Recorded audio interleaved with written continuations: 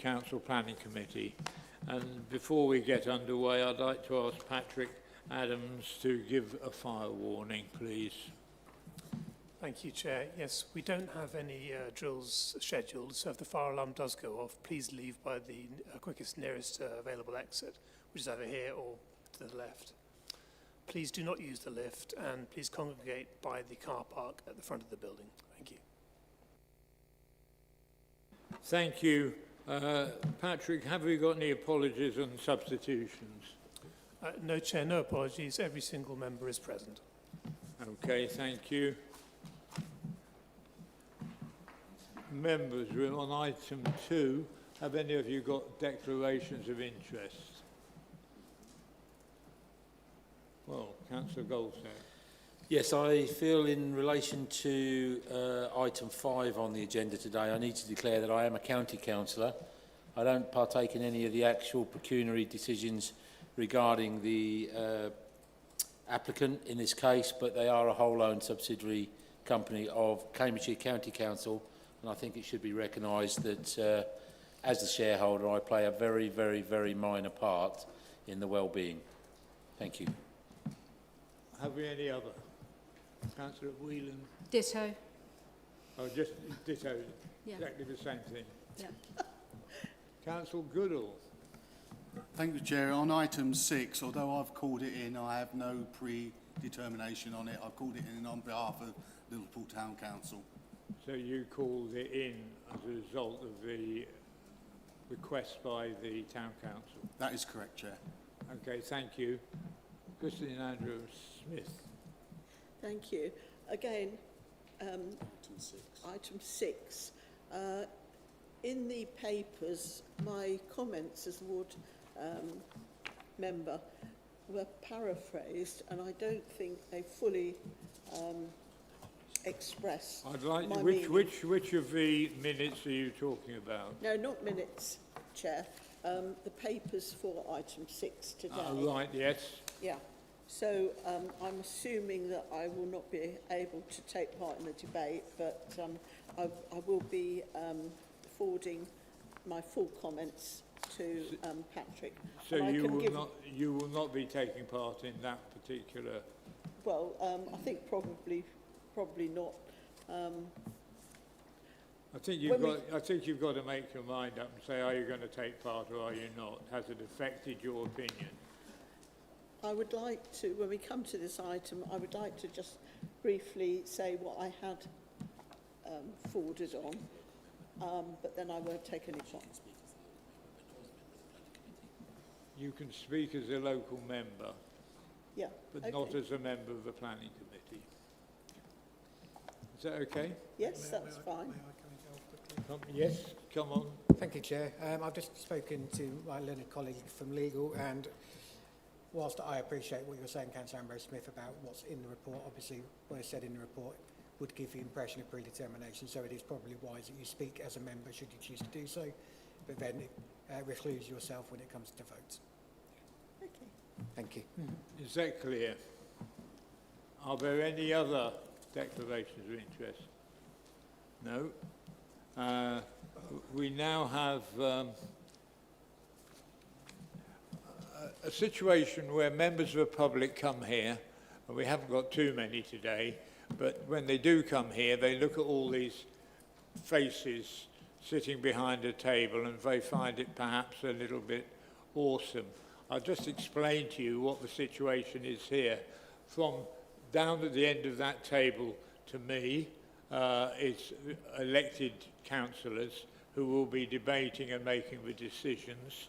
From this side, we have officers that are experts in planning or planning law, and they will advise the members who are elected.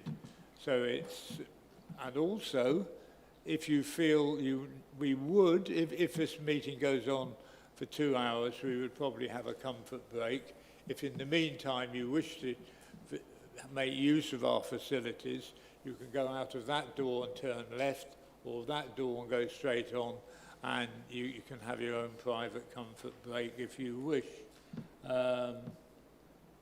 Also, if you are speaking for or against an item and you get to the stage where members are asking you questions, will you please make sure your answers are short? It's not an opportunity to have another 5 minutes promoting your point of view. So if a member asks you a question, it's a strict yes, that's right, or no, I didn't say that, if you could please. And we now move on to our item number 4. And is there any reason, members? I haven't got there yet. Oh, sorry. Is there any reason why I shouldn't sign the minutes of both the 3rd of June and the 10th of June? Why I shouldn't sign them after this meeting's finished? Yes. I've got an item which I've just spotted. It's on page 33 of the 3rd of June, and it quotes me in terms of the second paragraph saying I couldn't support the 15 hours a week of use of the arena. I think that should be day, because I believe the hours on the paper were 6 a.m. till 9 p.m. And further down it quotes Councillor Trapp week. So I was just trying to check it actually. I've literally just spotted it 5 minutes ago. So are you saying that... I think the minutes are inaccurate. I think it should stay 15 hours a day. I'm not, which is why I couldn't support it. Well, I think we should ask Patrick. I'm sorry, Chair. I can't recall exactly what was said. I'm more than happy to look at the recording and then liaise with Councillor Sharp about this, if you're happy to delegate that to me. Yeah, I'm afraid I don't have the notes in front of me, and I can't recall if it was 15 hours a week or 15 hours a day. I'm sorry. I'm happy with that, Chair. Certainly my recollection is it was 15 hours a day. If it was 15 hours a week, then obviously I stand corrected and wrong. But apologies, I only just spotted it. So you're happy Yeah. what Patrick is saying, Yeah. and so he's going to slightly alter it, and you're happy. Okay. Yes, Councillor Whelan? Couple of typos on page 18 and 26 on the spelling of my name. It's A-N, not E-N. A couple of times it's come up. And that's on Page 18. page 18 and page 26. Okay, we've got your comments here, and you're saying these are incorrect. My surname is spelt wrong. There's an A in it. Yeah, Patrick? that's twice. That's Second paragraph down on page 18. Incorrect spelling of Councillor Whelan's name. yeah, and on page 26 as well. You're saying it's also... Yeah, Yes, Chair, also there's final it's twice paragraph. that I've seen Well, that they are. there's only one Councillor Whelan here, so it should be altered. Well, that's right. That's interesting that there's on page 26, there's the two bottom paragraphs, one's right and one's wrong. But the clerk now understands that, and that will be reflected. Thank you. And so with those alterations, is everybody happy that I sign those as being a correct record? Yes, okay. So we now move on to item number 5, and it's the officer's presentation. Thank you, Chair.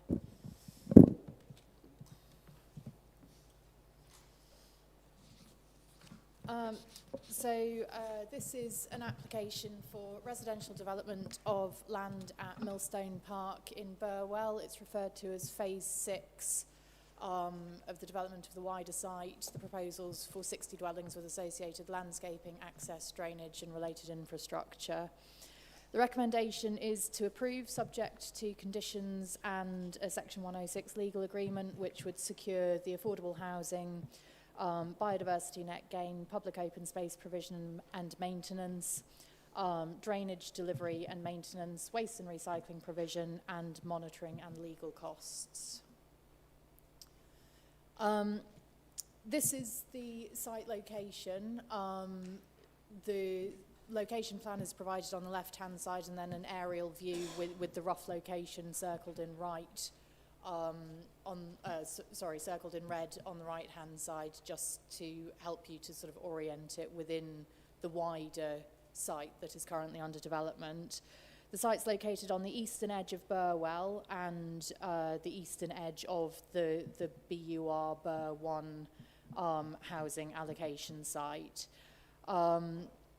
Just to be clear, the kind of finger of land at the northeastern corner of the site is outside the allocation and follows the field boundary, which you can see just kind of coming off the right-hand side of the red circle on the right-hand aerial view.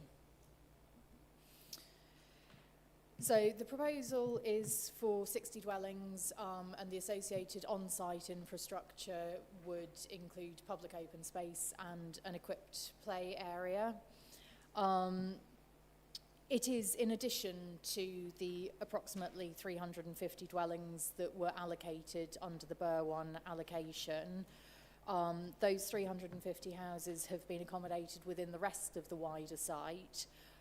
So this is an additional 60 houses, which is in line with the direction of travel from government and the national push for house building, and would also help to bolster our own local district 5-year housing land supply.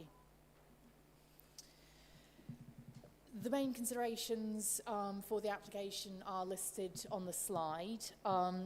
As detailed in the officer report, there are no concerns regarding residential amenity, historic environment, trees, ecology, or flood risk and drainage that can't be satisfactorily mitigated either by condition or through the Section 106 agreement. In terms of highways access and movement, these are considered acceptable, and the proposal would use the wider infrastructure that would be delivered by the existing permissions across the wider Bur 1 site. Members will have received the written update that I think went out this morning, and you also have paper copies, which details the concerns received from the British Horse Society. These are noted, but as detailed in the written update, they do relate largely to a shared use path that has already been fully funded, and the design of which lies within the control of the County Council, and those concerns don't therefore constitute reasonable grounds for a refusal or deferral of this application. Consideration of the Section 106 contributions and other material matters are also detailed in the officer report, but of course if you have questions about those, then those can be addressed at the appropriate point in these proceedings. So I'll just run briefly through the principle of the development, including the housing mix and the design character and density elements of the proposal. So as I've said, the site is largely within the Bur 1 allocation. The left-hand picture on this slide is the policy map showing the allocation, which is hatched in red. And then the right-hand slide is shows the outline of the site, just to clarify where it sits within that allocation. And as I mentioned earlier, the little finger on the northeastern corner lies outside the allocated site. That land would not have any built form on it. All of the housing and related built form would be within the housing allocation site. The finger of land outside the allocation would just support open space with drainage features and the play area. This is the approved indicative master plan that was required by policy Bur 1. So this was approved under the outline permission for the site as a whole. So as you can see, the current application site is shown on there for housing. It's essentially the area that's labelled R14 and R9. That sort of area is the current application site. So it does accord with the approved master plan for the wider site. So overall, in terms of the principle, the proposal accords with the locational strategy for the delivery of sufficient housing across the district in sustainable locations, and in conjunction with the existing permissions across the wider site, it accords with policy BER 1. It would provide 40% affordable homes, so those would be 1, 2, 3 and 4 bedroom homes in an appropriate mix to comply with the identified housing needs of the district. And the market housing would provide 2, 3, 4 and 5 bed homes in similarly appropriately evidenced proportions. Turning to the visual amenities impacts, so the design and character of the proposal. I'm afraid some of the drawings didn't come out correctly. They were too big and came out kind of with bits missing in your agenda pack, so I apologise for that. This is one that should have been in there in its entirety and is in there partially. So this shows the layout. It's the same applicant as the remainder of the wider site. So the layout is reflective of the surrounding development and it connects well to it. You can see, let me see if I can get there. So we can see that the main access to the site off the Spine Road where we were on the site visit this morning would go in here. There's the additional access connecting up to the already permitted housing to the north that would go through here. There's another footpath connecting through there. And then there's the potential for connections down to the sports hub for pedestrian connections and similar to the south. It is, as set out in the officer report, a slightly lower density than the housing across the rest of the site, but that's considered appropriate in this instance due to the edge of settlement location and the fact that it borders the open space of the sports hub. Again, because it's the same applicant, the house types and the overall appearance of the proposed development is reflective of the other phases. So I've just, there is quite a variety of house types across the scheme. So there's a good degree of visual variety within it. So these are a couple of example house types. These are some of the proposed market housing types, and then these are some of the proposed affordable housing types.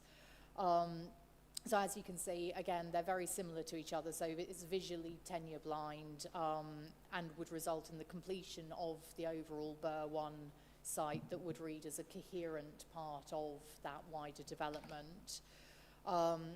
As I believe was mentioned this morning, the open space to the eastern side would also represent a logical continuation of the open space that's already been permitted to the part of the site to the north and provide a visual boundary from the countryside.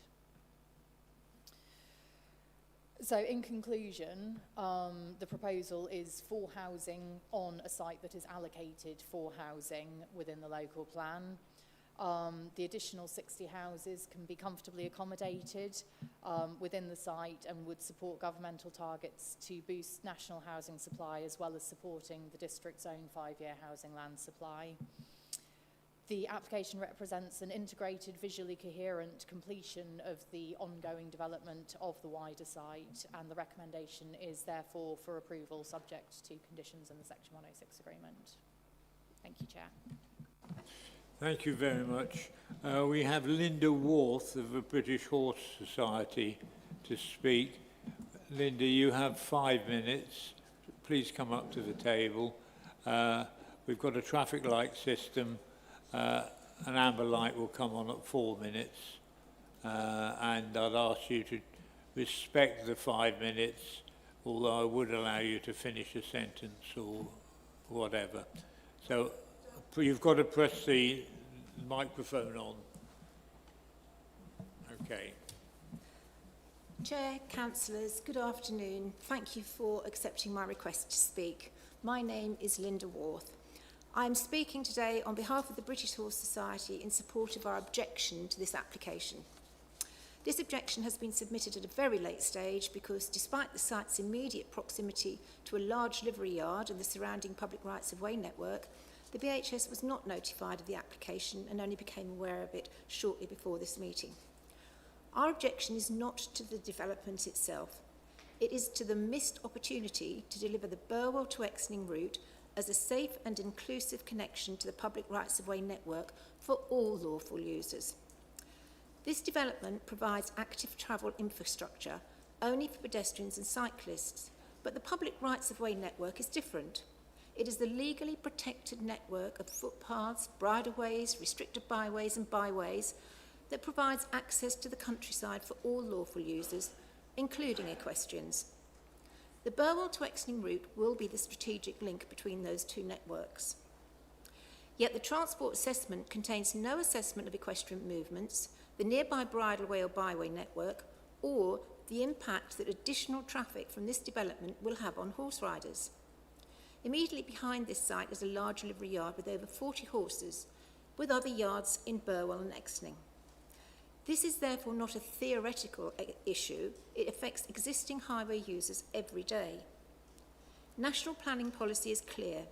Paragraphs 96, 110 and 116 of the NPPF require planning decisions to promote healthy and inclusive places, provide safe access for all users, and identify and pursue opportunities to promote walking, cycling and horse riding while protecting and enhancing and improving the public rights of way. Having reviewed the planning history across this entire allocation, I have been unable to identify any meaningful assessment of the public rights of way network or the opportunities that national policy expects planning decisions to pursue. Current national guidance reinforces that expectation. Active Travel England's Rural Design Guide states that people riding horses should not be purposefully excluded from rural active travel routes through inattentive design. Evidence from Burwell Parish Council minutes show that this route was intended to include a bridleway until around 2022, before that provision disappeared from the current design. Although subsequent development may have altered the alignment, current national policy places even greater emphasis on improving access to public rights of way. The Exning Section 106 already recognises the need for equestrian access, so it is reasonable to ask why the Burwell section should now be delivered to a different standard when both form a single strategic route. Although the detailed design sits with the Highways Authority, national planning policy still requires planning decisions to identify and pursue opportunities to improve the public rights of way network. This application presents one of those opportunities, and those opportunities don't come along very often. There is also an important highway safety question. Rule 63 of the Highway Code states cyclists should not pass horses on their left, yet the proposed design places a two-way cycle track alongside horses who remain in the carriageway. Has the Highway Authority assessed how that interaction is intended to operate in practice, and has it been considered through a road safety audit? This is not infrastructure for one user group. The equestrian industry contributes over £100 million per annum to the Cambridgeshire economy and supports rural business, employment and tourism. Safe access to the public rights of way network is part of the transport infrastructure that supports the equestrian industry. I recognise that this committee is not determining the detailed design of the route, and I am not asking you to refuse this application on that basis alone.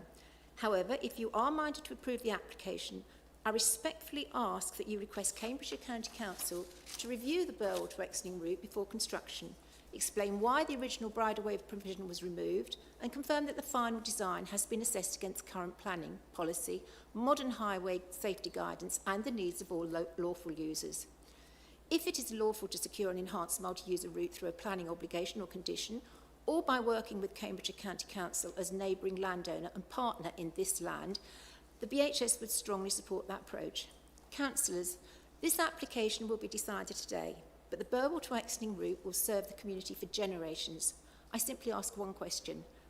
Has the design been reviewed against today's planning policy, today's highway safety guidance, and the original objective of providing safe connectivity for all lawful users? Thank you. Thank you. You nearly got it right. Members, questions? Away you go, Vice Chair. Very simple question. What's the left-hand side of a horse? The near side.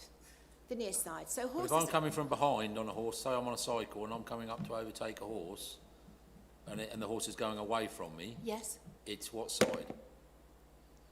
The left-hand side of the horse is the near side. It's the side nearest Near to the side car. to what? Near side to the... It's the same as a car. The near side and the outside. So it's on the left-hand side. So horses are trained to expect traffic to pass them on their right-hand side. Yeah, I get that. Yeah? Have I misunderstood you? Yeah, Sorry? no, I understand that. I'm trying to visualise what you very eloquently put, which was your two-lane cycleway. But if a horse is using the same two lanes and is coming towards me, then I'm going to be passing it on its right-hand side. No. So the cycle shared pedestrian cycle path is on the left-hand side. The horse is travelling in this direction, so it's on its left-hand side. No matter whether you're cycling that way or you're cycling that way, you are still passing the horse on the inside. The reason that we don't do that is because the potential for the horse to spook out into the traffic. So anything like that doesn't just impact on the horse. No. There always has to be two people involved, and it could be in front of a bus. Okay, thank you very much. Yeah. Members, did I get Councillor Whelan? No? No. Of course. Away you go. Am I allowed? Thank you very much. Very eloquent. Are you? I gather from the gist of this. Sorry, it's a long thing. That there's been no consideration of having a safe passage for horses along this route going through this land. Is that correct? So this is the link between Burwell and Exning, which Yes. will be impacted by this development because there'll be more people using it. Originally, it was supposed to be a multi-user path, what we call a multi-user path, available to pedestrians, equestrians and cyclists.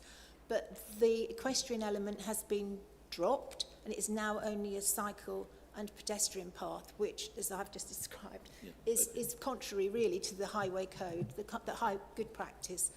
We would like, all we want to do is say, please can we go on the safe path? That's the gist of it. Right, but then the path has to be enhanced to accommodate that. Is that right? Yes, I think it probably does. It probably needs to be wider, but in my experience of cycle paths, unless the path is fit for purpose, and by that I mean wide enough and inviting enough for people to use it, actually it won't be used. So to put in a very narrow cycle and pedestrian path often has a poor outcome in terms of usage. What is used at present as a Pardon? link? What is their path at the moment that No. is used by? No. So this is trying to incorporate a new path according to the national planning framework. There is one already planned. Yes. What has not been taken into account, the equestrian route, so there is a byway which comes in almost opposite your development, this development that's being considered, and then further down the road there's another byway which is actually just over the border into Suffolk, and it's to enable all users, you know, pedestrians, cyclists, horse riders, dog walkers, the lot, to safely access that path as well as linking the two communities. So you're suggesting that the plan is resubmitted, or not resubmitted, but taken into account the fact that we need a bridle path along that section? A multi-user path along that section. I'm requesting councillors to use their good officers to actually encourage that to happen, yes. Thank you very much.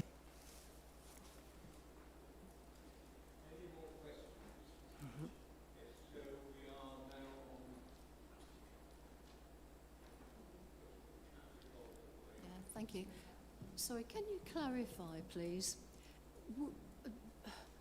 Are you talking about the course of this path going through this specific site that we're discussing today? No, not at all. Okay, you're talking about it going, well, you're talking about it should have gone through this development as a whole? No, no. It's the path on the, is it the B1103? Is that the number of it? The New Market Road, it's known as. So that's where the path is. But that was part, so that route has been created, has been funded, as your officer quite correctly said, through previous planning applications of earlier areas of this site. But it still hasn't been delivered either, which is not helpful. It's a route that's really needed. I'm not disputing that the route's needed. What I'm trying to clarify is whether you would anticipate that the route should go through this specific area that we're talking about today. No. Right, okay. Thank you.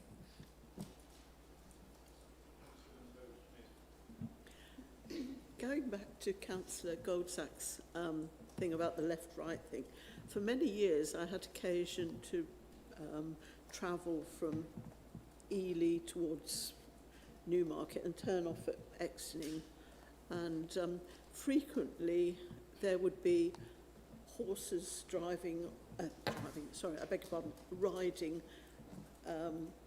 on the carriageway that we were on, and we would have to pass the horse on the right-hand side, and then frequently as you were driving towards Newmarket, again there would be horses around and about, and you would again pass them on the right. So you said that horses always expect to be passed on the left. No, always expect to be passed on the right. Right, okay, I've got that wrong totally. Apologies. No, you're okay. Thank you very much, Chair. We're looking at this bridle path, which is going to go from Burwell to Exning. Yes. My question to you, my first part of the question is, what do you do when you get to Exning as far as a bridle path is concerned? So just over the bridge on the left-hand side, that's part of the network.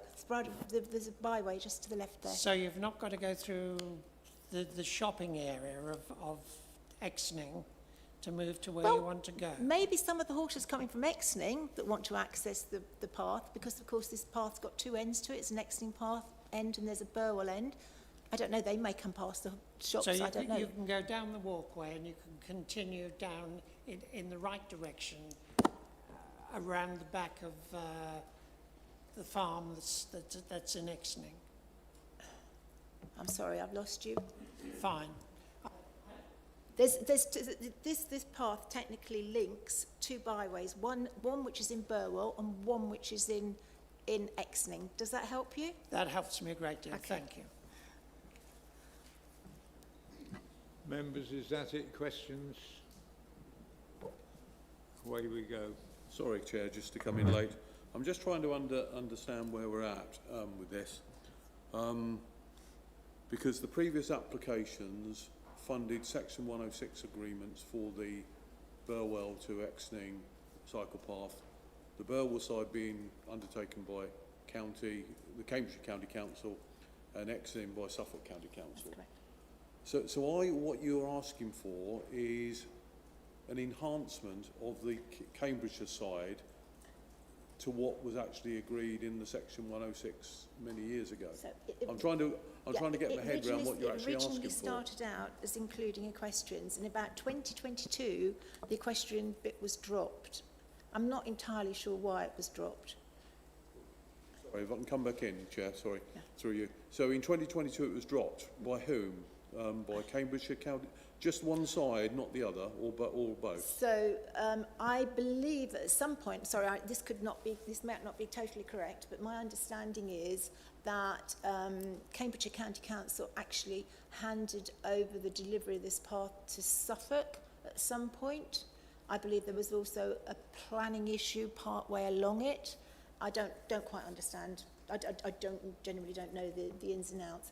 But if the path's going to be provided, for it to be accessible for equestrians, it has to be a reasonable path, a reasonable size. I come from South Cambridgeshire, where we have millions of cargo bikes. It takes no more space for two cargo bikes to pass each other than it does for two horses to pass each other. It can't have been too long ago when I asked speakers who were answering questions to to make their answers very quick, probably sorry. 1 or 2 words. And so we've now got into a debate which, Councillor Sharp, have you got any more questions you want answering? No, I think I'm clear on what I was trying to get out of that. Thank you. Okay. Have we any more questions? Please go ahead. Well, thank you. Only that I'm really sorry, but I don't understand what it is that you're wanting us to do or consider. If you could enlighten me, I'd be really grateful. I would like this committee to use its good officers and the decision on this planning application to ensure that the path that's being delivered, which was part of this earlier section of this development, is delivered as a multi-user path to meet current planning and road safety standards. Thank you for clarifying that. Okay, but it seems to me that this is nothing to do with this development. It's a previous planning permission, which was either 00420 or 00479 in 2022. Well, it is. Which affect. So this is not actually. It doesn't pass this development. It's actually something which is actually. No. It doesn't affect this development. Well, yes, it does, because this development's increasing the amount of traffic, and the actual planning transport documents, as I said earlier on, did not reference in any way or take into account for this development, or the previous ones in fact, the use of the route by equestrians. That was never brought into the transport assessment. We'll try and qualify this because I think the lady's made some very important points. However, they are out with this particular application.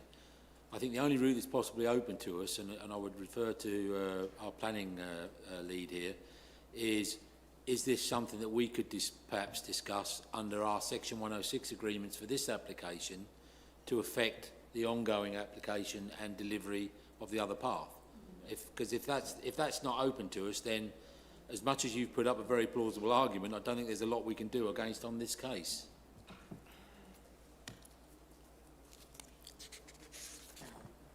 I think it would be helpful if you came in now. Thank you, Chair. I'm going to come in a bit ahead of schedule because normally I'd come in at the end with regards to clarifying things. What this is relating to, as members will be aware, is an off-site provision of a footpath. The previous application back in 2022, covering the whole of the allocation site, within the Section 106, had a payment of £300,000, which covered the costing of that footpath. It's described in the 106 as a footpath. There is no mention of it being a bridleway. However, that's for the County Council to decide. They, through their transport team, as members will know, will come to us, tell us what they need with regards to active travel to facilitate such a development. That was considered at the outline stage for the whole allocation, was tied up within that Section 106. Bearing in mind this is additionality on the same site, and it's already been fully funded through the previous Section 106, it is officers' views that that matter has effectively been closed. I hear what the lady is saying with regards to the removal of the bridleway element, but that's really a matter for Cambridgeshire County Council to deal with, because it is them providing this footpath and it is them undertaking that work. This is off-site provision. I think that's been very helpful, clarified it. Have we got any more questions to the speaker from members? No, we haven't. Thank you. Do please take into account that what I've said, the failure to properly assess the equestrian movements and the failure to provide any improvements or enhancements to the rights-of-way network, which this does not do. Thank you. Thank you. Well, now we have Justin Bainton. Your microphone's already on. You've got 5 minutes, and an amber light will come on at 4. I would ask you to respect the 5 minutes if you, as near as you can, and if you ask questions by members, please, you're answering specific questions. It's not an extra time you've got to promote your case. Thank you. Please start when it suits you. Yeah, good afternoon, Chair. Thank you very much, and hello to members. So my name is Justin Bainton. I'm speaking on behalf of the applicant, This Land Development Limited. The application seeks consent for 60 new houses at Phase 6 of Millstone Park, Burwell, representing the final parcel of residential development within the wider Bur 1 allocation. The wider allocation, including access arrangements, transport improvements, open space provision, drainage infrastructure and off-site highway mitigation, was established through the outline permission granted under 15/11/75, which was actually approved in 2019, and subsequent 6 reserve matter approvals that have been submitted and approved since then. This final phase sits within the approved and substantially implemented development framework and utilises infrastructure that's already been delivered. The proposal before you today delivers a high-quality residential scheme which accords with the local plan and makes an important contribution to housing delivery.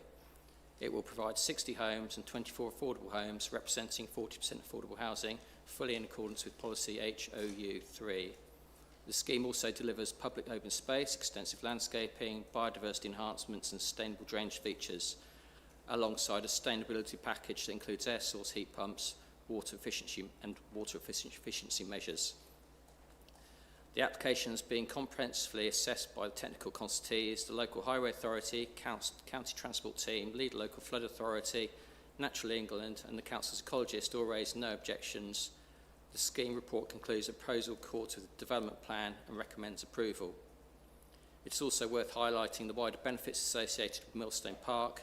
The development will provide a significant amount of open space and green infrastructure exceeding policy requirements and creating an extensive network of spaces that support recreation, biodiversity and well-being for future residents. Turning briefly to the British Horse Society representations, which have obviously been discussed in detail, the matters raised relate to Burwell and Exting routes secured through the outline planning permission and the Section 106 agreement for that submission, rather than the application before you today. The required contribution route was paid in 2023 and forms part of a shared funding arrangement linked to development in both Burwell and Exning. Delivery of the scheme has been progressed by Suffolk County Council and the applicant has no involvement in detailed design or implementation. The Phase 6 application neither affects or controls those arrangements.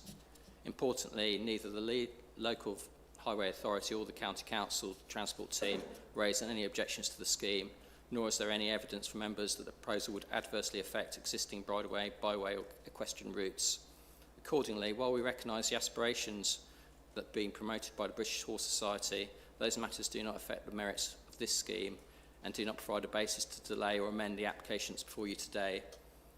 Members are asked to determine that this well-designed final phase of development established on this allocation, delivering much needed housing, including a significant proportion of affordable homes with development framework, which is within the development framework and has been approved and substantially implemented.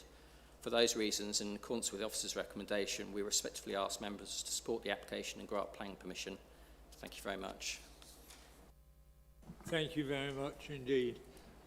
Members, questions for the applicant? Vice Chair. Thank you. Thank you for your presentation, Justin. Question I have is, the original Bur 1 site was for 350 houses, which you've attained without coming to this application. Have you attained that by squeezing them in, by lessening the garden amenity areas, to now have an additional application of 60? And as a secondary question, if I can, I noticed in the responses received from various parties, but primarily Burwell Parish Council, where they discussed the impact that this would have on Isaacson Road as an example, which is where I would see coming out of this estate. You would turn left sharp right and go on the way en route to Cambridge. Junctions at both ends of that would have been mattered in the original application, but are not really mentioned in this one. And just to be referenced on this, the 350 houses is likely to carry between 700 and 750 cars. An additional 60 would see an additional 120 to 150 cars on the site. So I'm just curious as to what is planned for the area. I'm very conscious that in these planning things, I can see little to not support in terms of what we're doing here and where the land is, but it's always the knock-on effect. And the knock-on effect here is to Burwell residents of many long years standing, not the new ones that are coming in to live in these houses. Thank you for your questions. I'll keep this brief as instructed. I think the committee report refers to the density of the scheme, and I think it refers to potentially to 23 dwellings per hectare, or thereabouts, which is slightly lower than some of the other parcels of land within the wider development site. The scheme sits very comfortably within the parameters of this application. The layout and density is slightly lower, although very similar to other phases. It's certainly not the case that the scheme has been squeezed in. No material impacts have been identified within the committee report in terms of the sort of the layout of the scheme being unsatisfactory. So I think the density works well within the fabric of the scheme. Obviously, when the scheme was originally consented back in 2019, it hadn't had the benefit of subsequent reserve matters, which haven't since been approved. But the Phase 6 parcel is obviously a natural completion of the residential development, makes the best use of the existing sites and utilises existing infrastructure that's present on the site as well. I think you also asked about transport. The Highway Authority has obviously raised no objections, nor has the County Transport Team. In terms of this scheme, it has been assessed on the basis of the additional 60 dwellings, not just the 350 that's already been consented. I think that going through the transport note that we submitted with the application, we identified that Phase 6 proposal in the morning peak hour would generate 30 two-way vehicle movements and 28 two-way vehicle movements in the evening. That's one vehicle movement for every 2 minutes. It has been tested and assessed properly by the County Council, and the adjunction arrangement was considered to be appropriate. So, on the basis of that technical assessment, I think obviously our view is the scheme is acceptable. Have we got any questions? Any questions for the applicant? Well, actually, I was going to ask exactly the same question as... So it's already been dealt with? Yes, exactly. It seemed to me that what's happened here is that the rest of the development is been squeezed a bit and said, oh, look, we'll find some more land. We go. All right. If I'd like to ask a question. If you didn't have tandem parking, you'd have a bit more space. So you'd be taking up some space. And it would seem some people could say to me, well, look, they've found an extra 60 spaces, but if they'd have had non-tandem parking, they may have only had 30 extra or something like that.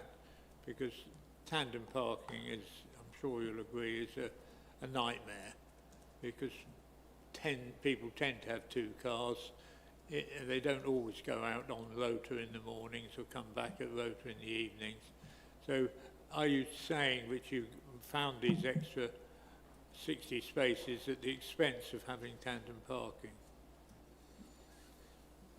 I think it's fair to say the scheme layout has a balance of parking arrangements within the scheme. Some of the units have garages. Others have shared parking, which is on the sort of the road frontage, particularly on the west side of the scheme. But there is obviously an arrangement across the site of tandem car parking as well. Generally, where there's tandem car parking, I think 2 spaces are shown, and across the scheme as a whole, I think there is on average 2 spaces per dwelling, and that's about 120 car parking spaces. Plus, we've got visitor car parking as well, which is about 18 spaces, which is one space per 4 units, which is what generally the local authority ask for. There is balanced provision. There are some tandem spaces, but there are tandem spaces on other parcels of the site, the wider site as well. And it's quite normal to have a balanced provision of car parking. And actually, I think that's sufficient, but I think the answer to say other people are doing it isn't really a very positive way of promoting a system. Just because everybody's at it doesn't mean to say it's okay. Thank you for your time. I'll see if Councillor Trapp. Councillor Lay. Yes, I'm concerned about the access onto the road from the whole of this site, because the one thing we don't seem to have taken into consideration is that we are putting more traffic onto the direction of Cambridge, not only from this site, but from the Exning end. And I would have thought that the two county councils ought to be talking to each other about how they control access onto this road. And you know, this site access should be a roundabout to make the flow of traffic, both from Exning and off this site, more usable. How do you feel about that? I probably, just to be honest, I don't want to repeat myself, but I'll probably go back to the comment that the application has been assessed by the statutory consultees in terms of sort of highway capacity of the junction arrangements, and it's considered to be acceptable. No highway safety has been highway safety issues been raised. So yes, there will be some traffic generated by this scheme. In the context of the wider allocation, it's actually only 60 dwellings, but there is additional traffic. But I think I was just trying to explain a little bit earlier, the movements will be relatively low in the context of the capacity of the scheme as a whole. Thank you, Councillor Goodall. Thank you, Chair.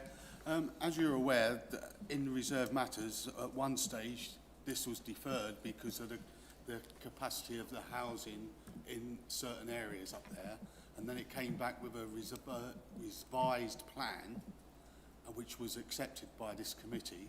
Can you confirm that the houses that have been built there are as per that revised plan? Sorry, you're talking about the developments that's currently underway on the site? Correct.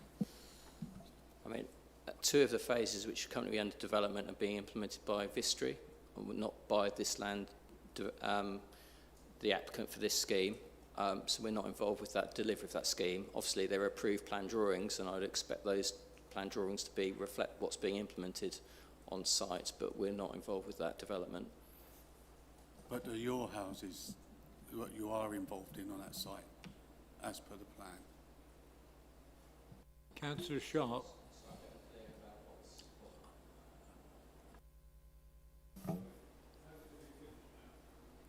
Councillor Sharp. Thank you, Chair. I'll save some comments for the debate for later, but just going on to questions.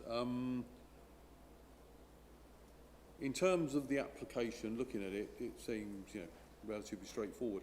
One thing that does concern me is the original applications was for 350, and I know we're not considering that, they've been done. We've got this extra 60.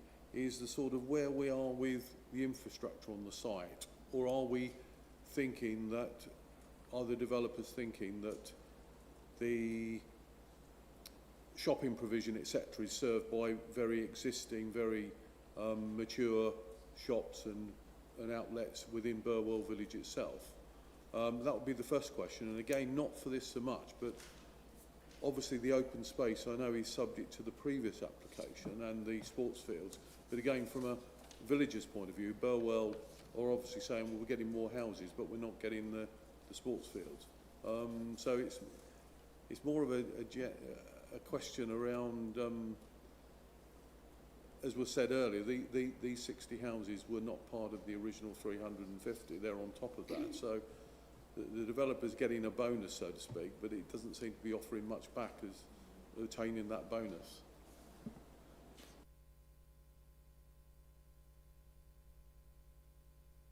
Apologies. The open space provision that's been delivered as part of the scheme accords with the council's requirements. But in terms of the wider development, it's worth noting that the open space provided across the wider development is about 8 hectares, and actually the open space required in accordance with the standards, which is based on 3 hectares per 1,000 population, is about 3 hectares. So there's actually quite a significant over-delivery of open space across the wider site. So this scheme can be comfortably accommodated. The scheme's also been assessed while developing the application by WSP to look at the infrastructure requirements. All the surface water and drainage and foul water sewage is being designed to accommodate the total of 410 units across the entire site. And I would like to think that actually a bit more development was, it's providing more affordable housing, which is much needed, but also it will hopefully support some of the existing facilities in Burwell as well, and provide accommodation for obviously all age groups as well within, who require housing. So there are a lot of benefits as well to the scheme. Councillor Sharp. Sorry, I didn't hear the question. Could you repeat? Councillor Sharp. Thank you. Councillor Goodall. Thank you very much. The application seeks consent for 60 houses. Thank you. Councillor Trapp.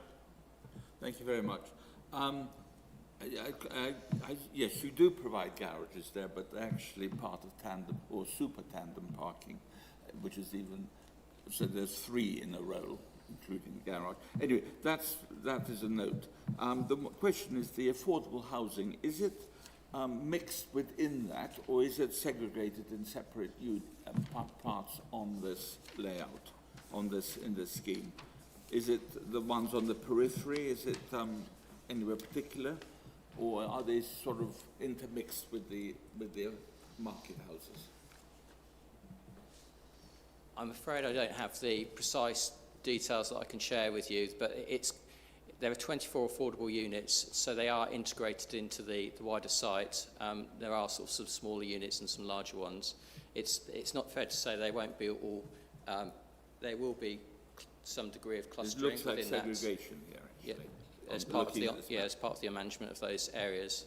Okay, thank you. Councillor Whelan. Just looking at the actual site itself, and you've got at the bottom there the 3 sort of football pitches type things. I don't see anywhere on the site where there's actually any play equipment or any area for younger children or anything like that.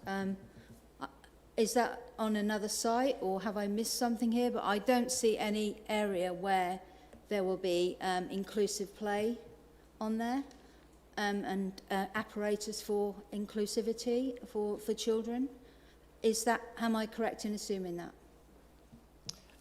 The scheme also sits adjacent to phase 4 that's been consented, and and it's immediately adjacent to that. So there is open space immediately to the north-east within that wider parcel of land, and that was over-provided for when that application came forward, so it serves both. I can't recall whether or not there's any play equipment specifically on the parcel of land that's shown on that plan, to be honest. This is the question I'm asking. A massive development of this site needs play equipment for children. You can't expect them to go and just use a football pitch. You're obviously just accommodating older children, more active children. You're not including anything for disabled or people with learning difficulties or anything else. Or infants or young children or parents with young children. What I see from this site is that you're not providing anything on that scale. So the scheme has been developed based on the sort of the wider master plan, and there's provision for all types of users within that wider site, and it's been designed so that they're within this sort of certain walking distances as well, so they're usable. So we've also, as I said earlier, we've actually, because of the nature of the site, there's actually a significant provision of open space, and a lot of the details within the design access statement do show the provision of play space and where that's located within the wider site. Apologies, I just don't have access to that information right now, but it's within the design access statement that's submitted with the scheme. I think you've answered my question. Have we got to a situation, Councillor Whelan, do you want to re-ask your question, or? No. Okay. I think that's everybody now. Any more questions? Okay, thank you very much indeed. We now move on to the ward councillor, David Brown. I think you know the routine here, councillor. If you wouldn't mind reminding me, Chairman. Right, okay, got you.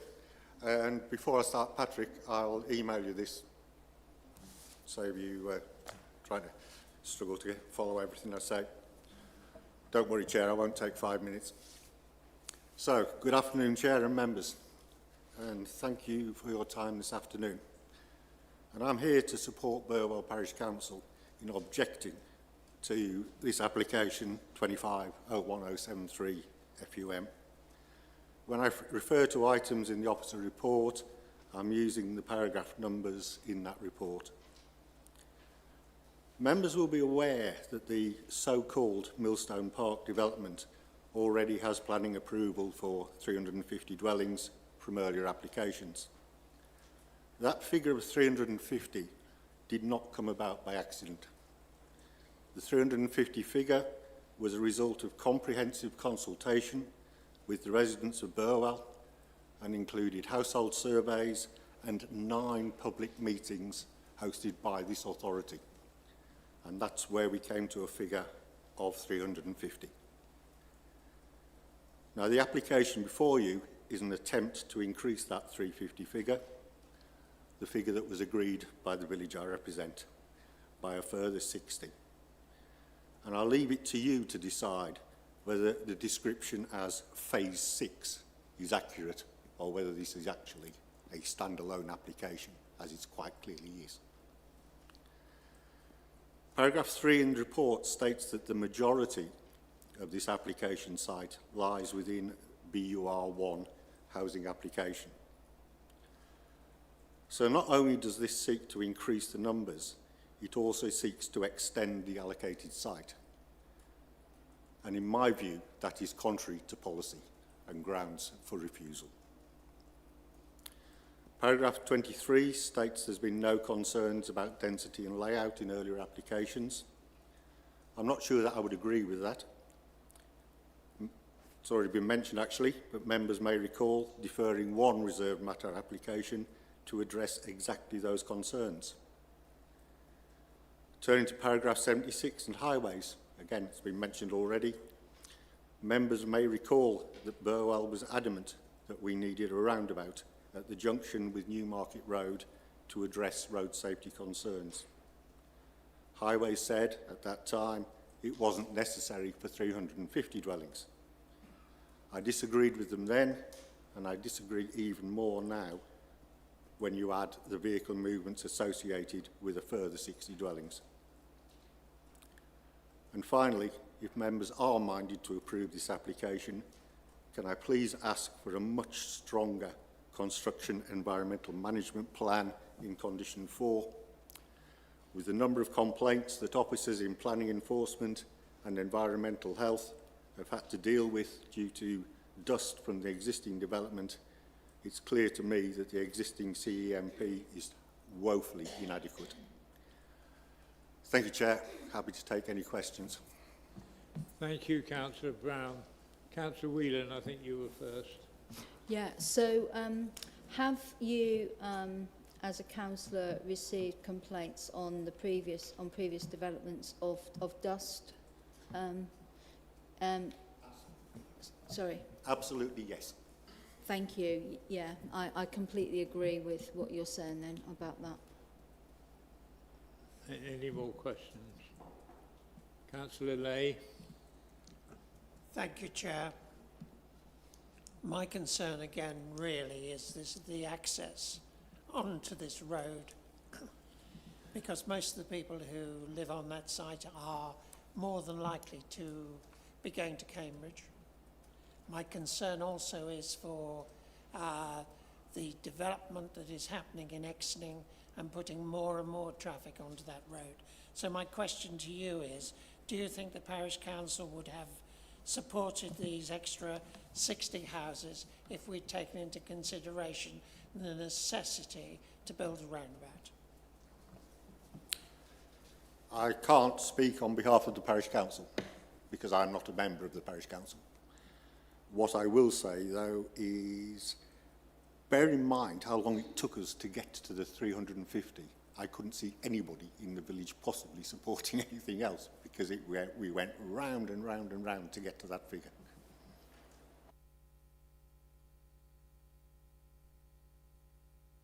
Councillor Sharp. Thank you, Chair. Councillor Brown, one of the questions asked the developer was around lack of infrastructure on, not just on this 60, but on the 350.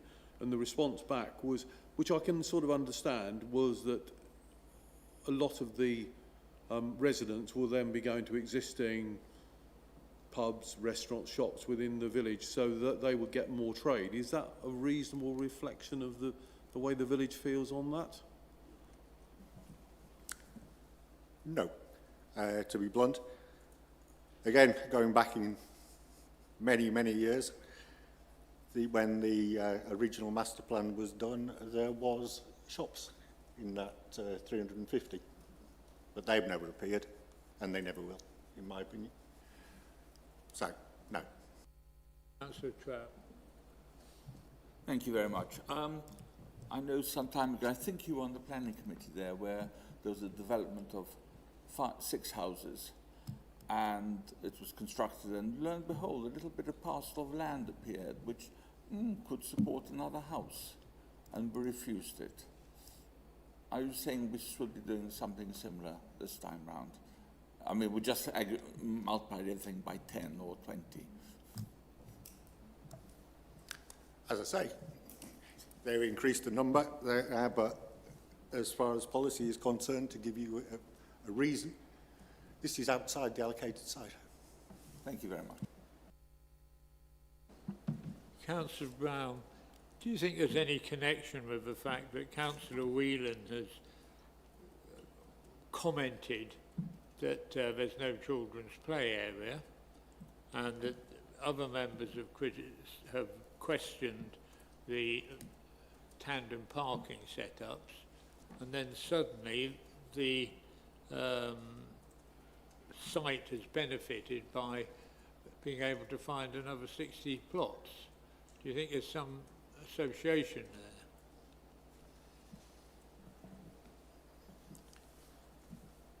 there?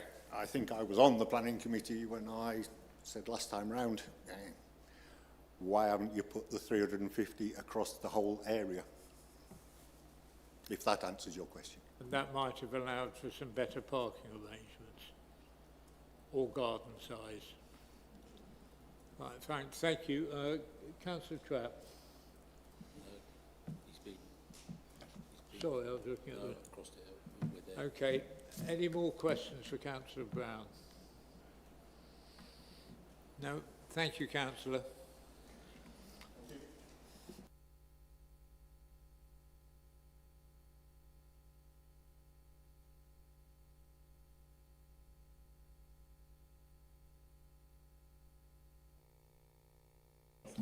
Yeah, thanks, Chair. I'm going to start and then I'll pass over to my colleague. Just a couple of points. I think this needs to be mentioned. That all the previous reserved matters and the outline have come through this planning committee. Members have approved the previous densities on the site, and this is in line with those previous densities.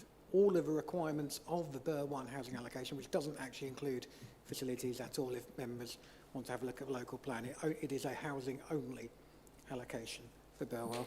And as far as my understanding is, there was no facilities provided under the outline nor the reserved matters, nor are they required to be under policy BUR1. I can happily read it to members if they'd like, but it's fairly wordy.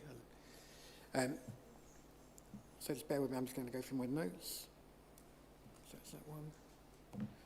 No, that was the main one. I'll pass over to my colleague. Yes, I've been taking notes in order, so forgive me if I jump around slightly. In terms of the concerns about impacts on both traffic on Isaacson Road and more generally along the Newmarket Road, I won't labour the point, but as has already been highlighted, the Local Highways Authority and the County Transport Assessment Team are content that the additional 60 houses won't cause an unacceptable additional issues in relation to that.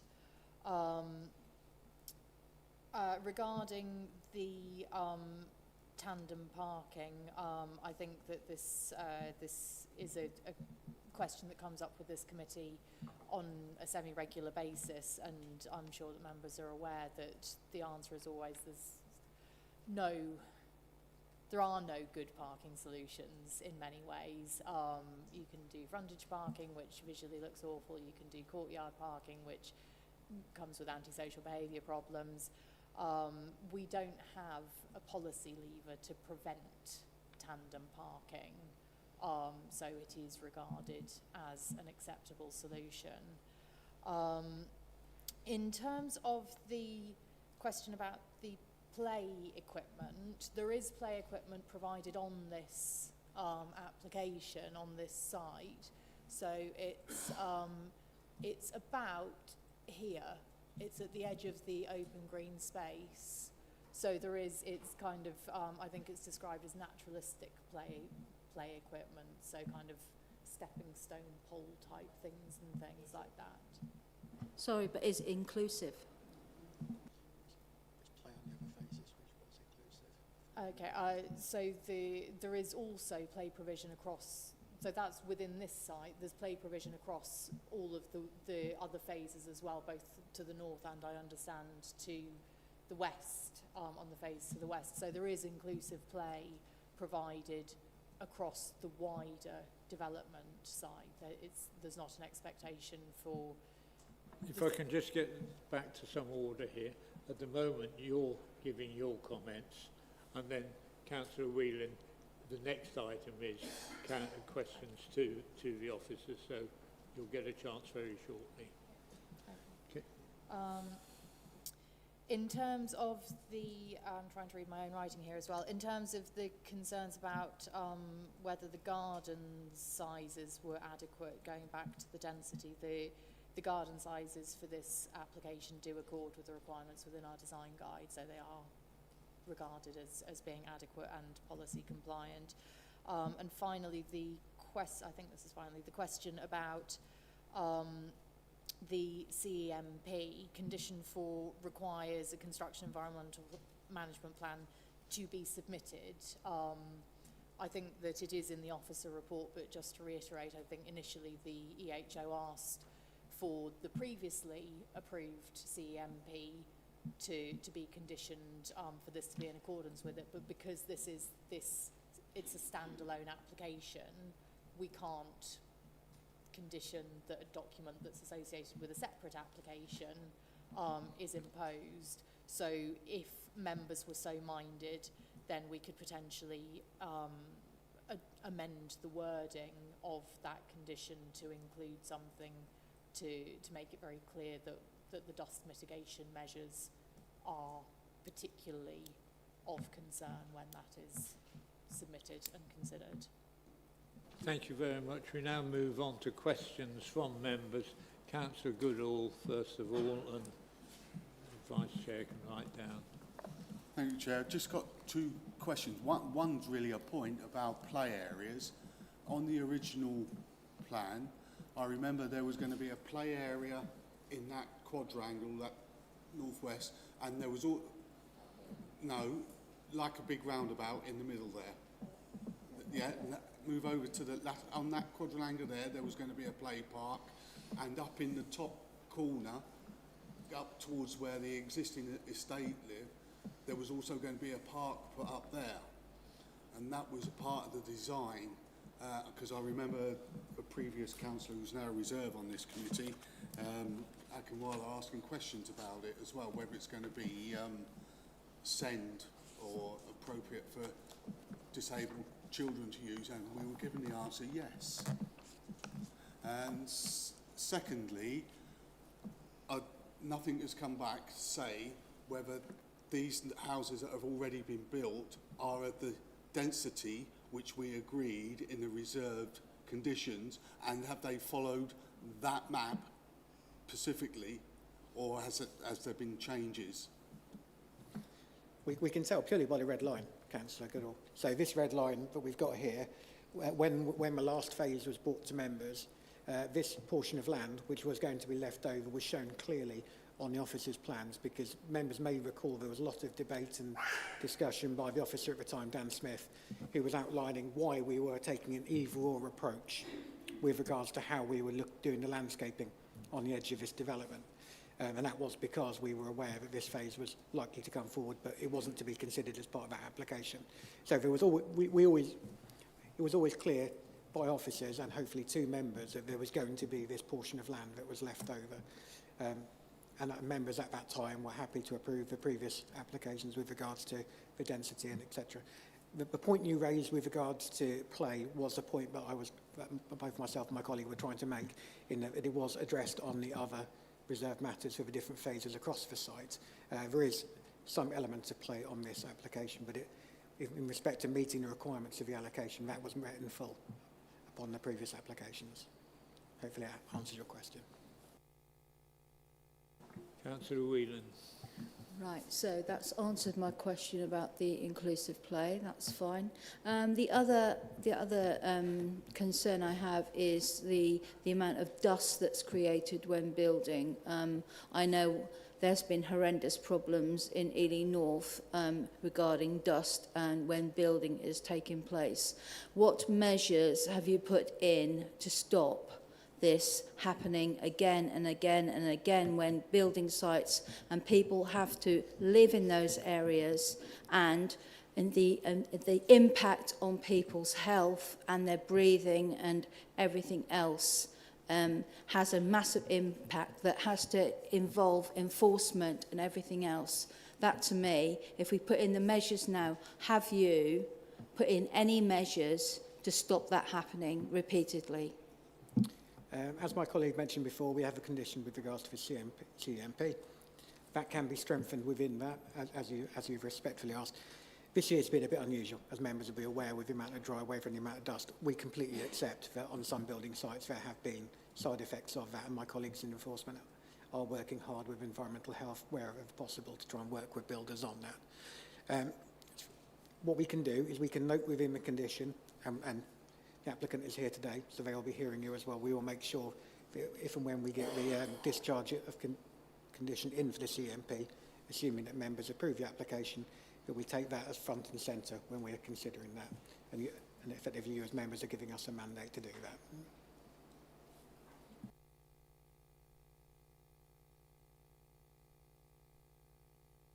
that. Sorry, Councillor Sharp.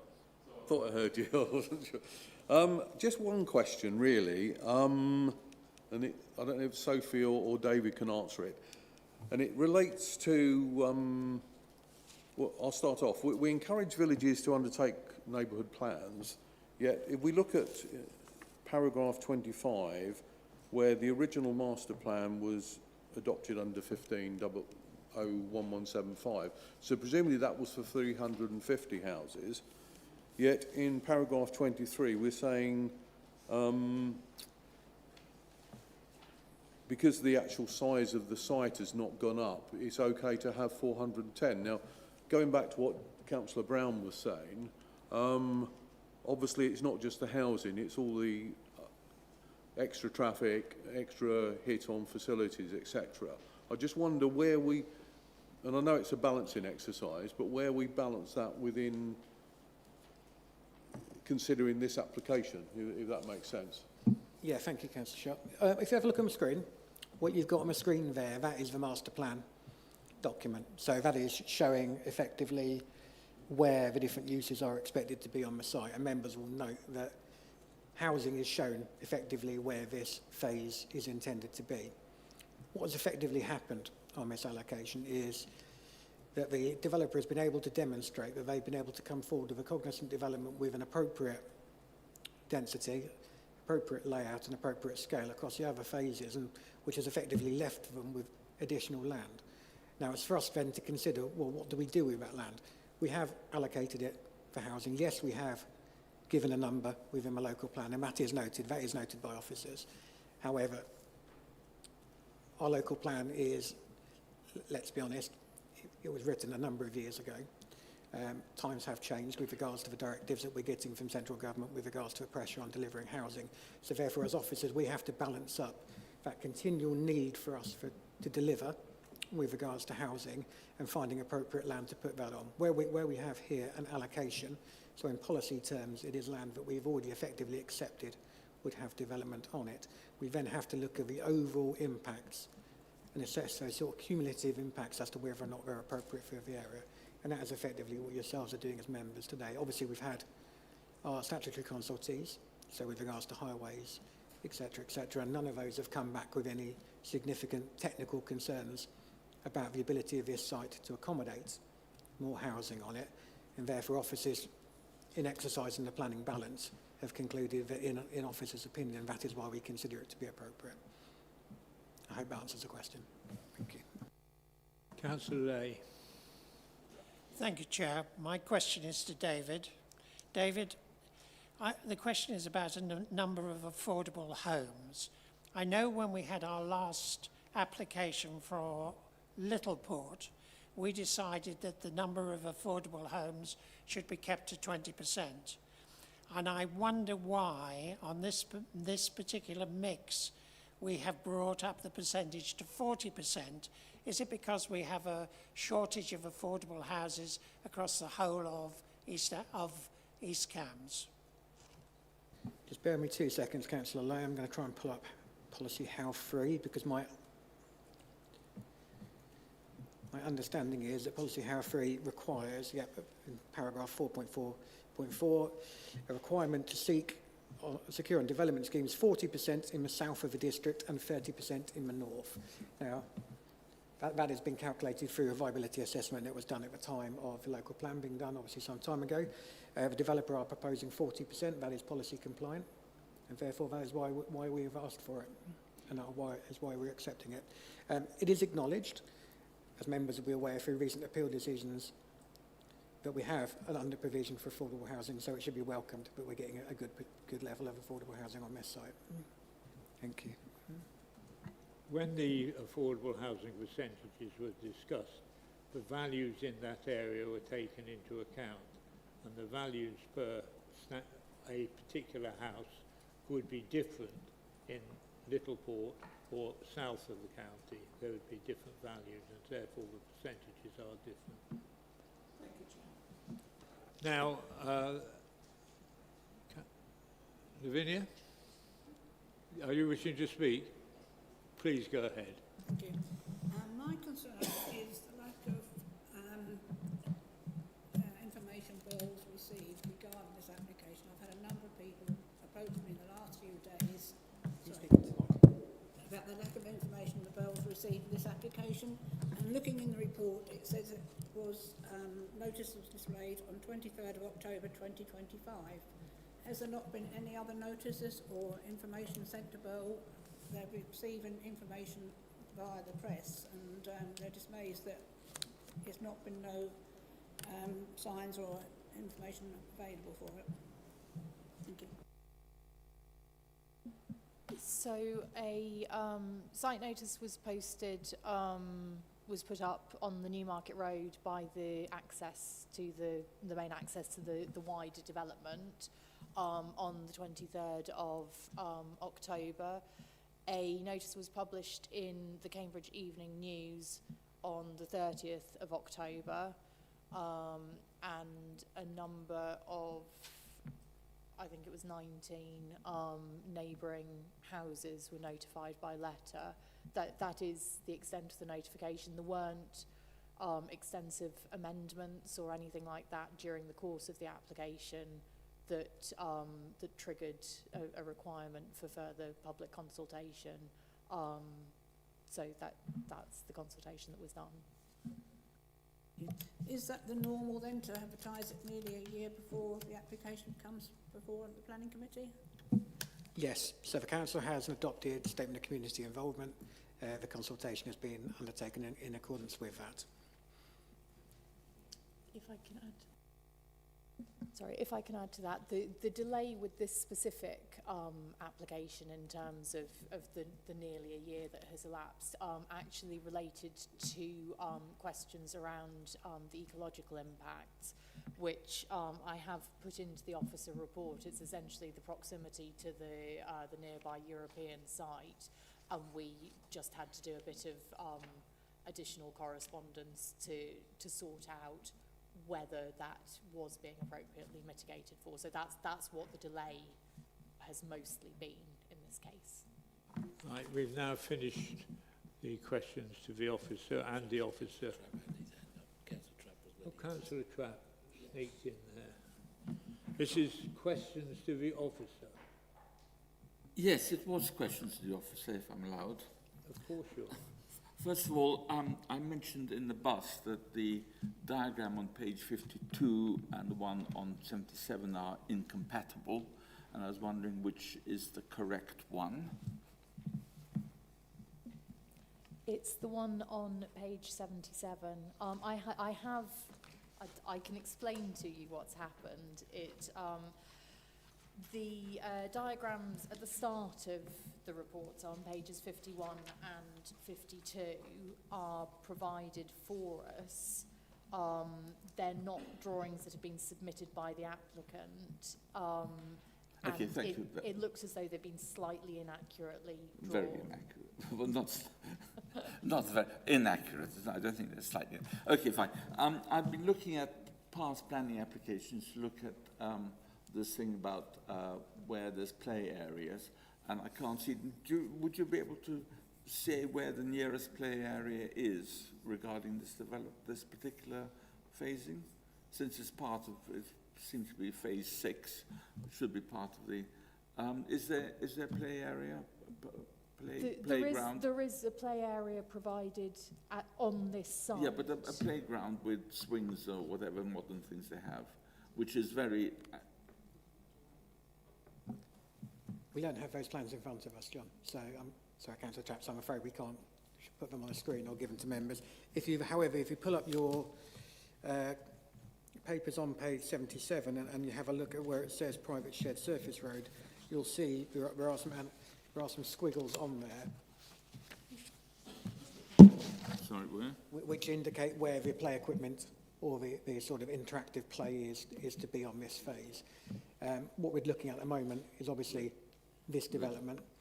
All the play that was required to be put on the allocation has been done so, and members will have been satisfied with that because obviously you've had every single element of that in front of yourselves.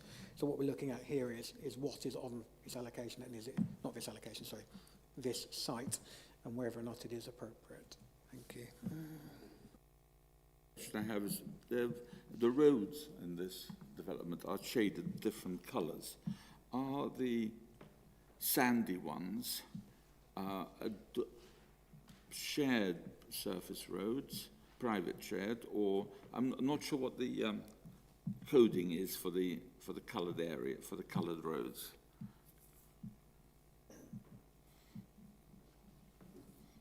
Or is there any? So as it shows on the plan, the areas on the right-hand side are private shared surface roads, and the shading there's a label that says that that's the extent of the adoptable area.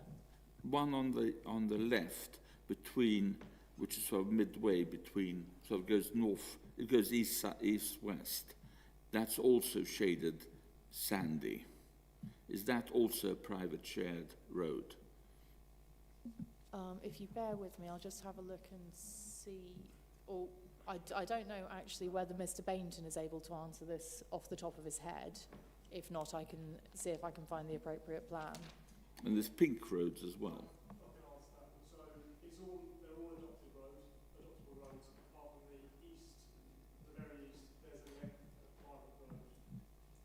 Might be helpful if we observe tradition and the rules of this council that questions come through the chair, and if I may point out, you weren't questioned at that time. So if you'd like to ask me, if you may ask the officer, then I'll listen to that question. Do you want to say something to the officer? All right, okay, thank you.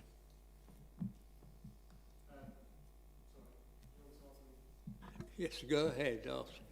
So all the roads within the red line boundary are adopted, save except for the very eastern straight road that will be private. Okay, and does that mean that bin lorries can't go up that road? They can go to a certain point, but they can't go further, hence why it can't all be adopted. You can only travel down the park road for a certain length, and then it needs to turn out. So that's why there's one little house offset, so for the turning circle, with no land in by it.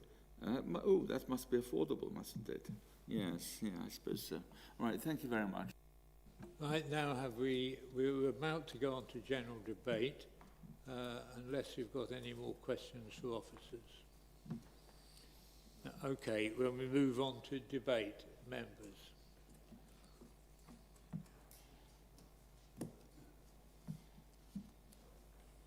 Vice Chair. I'll try and lead this off. Funny enough, when you read the document before you come to the planning committee and then you visit the site, everything seems straightforward. Then you come here today and it's maybe not as straightforward as one expected it to be. I feel very sorry for any parish or town council that feels it's being burdened by development, and I think that's definitely what came through today. Burdened by lack of information, burdened by the impact of development, and burdened by the results of development. However, there's a part of me on here that looks at all of the responses from the parties that have been requested to respond to this and all of the officers' work on this, and there's no significant areas of non-conformity to go against. So, with reluctance, I think I'm going to have to come down in the favour of acceptance this application. However, I would do so recommending to grant delegated authority to the Strategic Planning and Development Management Manager, don't think that knows what it means, with a view that they really do hone down on the Section 106 agreements and make sure that Burwell is well catered for, or as well catered for as it could possibly be. I would secondly like to ask as a secondary action that in relation to the lady that spoke about the British Horse Association, I think it was the BHA or whatever it was, that I think there is a job of work that's needed here to go back and revisit the Section 106 agreement from the original Burwell application to make sure that we're compliant on that for everything that we could have done to the byway infrastructure of the area. I don't actually agree that this application has anything to do with that, unfortunately. I don't think it does. But I do think there's a job of work there that we could and should do, which is to go back and have a look at the original Section 106 agreement for enforcement. Well, we can check to see whether or not it's been complied with and all the clauses have been paid, but respectfully, Vice Chair, legally we can't revisit the agreement itself. Right, other members, away you go. Yeah, sorry, I've just realised I've got a question for one of the officers that hadn't occurred to me before. The private shared road is right next to the public open space. Is there going to be some sort of fence running in between, or how are you going to prevent people wandering all over the private shared road to get to the public open space? We've had the questions to officers, and we're now on the debate. So the debate is looking for your views or your whatever you feel, but we're not going back to the questions to or from officers. We're now on debate. I apologise, Chair. Perhaps I should be suggesting that the officers should perhaps arrange for a barrier. Exceptionally, in this case, ask the planning officer your question. Yeah, sorry about that. It's only just occurred to me. That's okay, Chair. I think I've heard and understood the question. It's very difficult for us to zoom in on plans on here. And if you look really, really closely, again, if you go to page 77, you'll see there are some dots along that boundary. Those dots are wooden bollards, is my understanding, looking at the different submitted plans. And there's obviously... Okay, well, I can see that that'll prevent traffic going onto the public open space. I'm thinking about people walking on it if it's private. It's not private. It's as I said, it's public open space. It's for people to use. No, I'm talking about the road. Yeah, it's private in that it is a non-adopted road, and therefore it is not from other county to county. It's not private as in it's going to have a gate and people aren't going to be able to traverse along it. So yeah, housing association. No, I don't mean housing association. You know what I mean. Thank you. Now, can we have more Councillor Lay to debate? Thank you, Chair. I've looked at this application, and I believe there's lessons to be learned from how we've been played as councillors. When the last application for this site came through, we all realised what was going to happen, and that the piece of land that was left over would come before us as it has today for us to give approval or to vote against this particular site. I firmly believe that where we have a site of this size and we decide that X number of houses are right for this site, that we shouldn't allow an external force to come along and play us like a fish in the water. We have been led astray as councillors, not intentionally, but we have, and we're ending up having to make a decision on more houses being squeezed onto the same site. And I don't believe that that is right. And I think in future,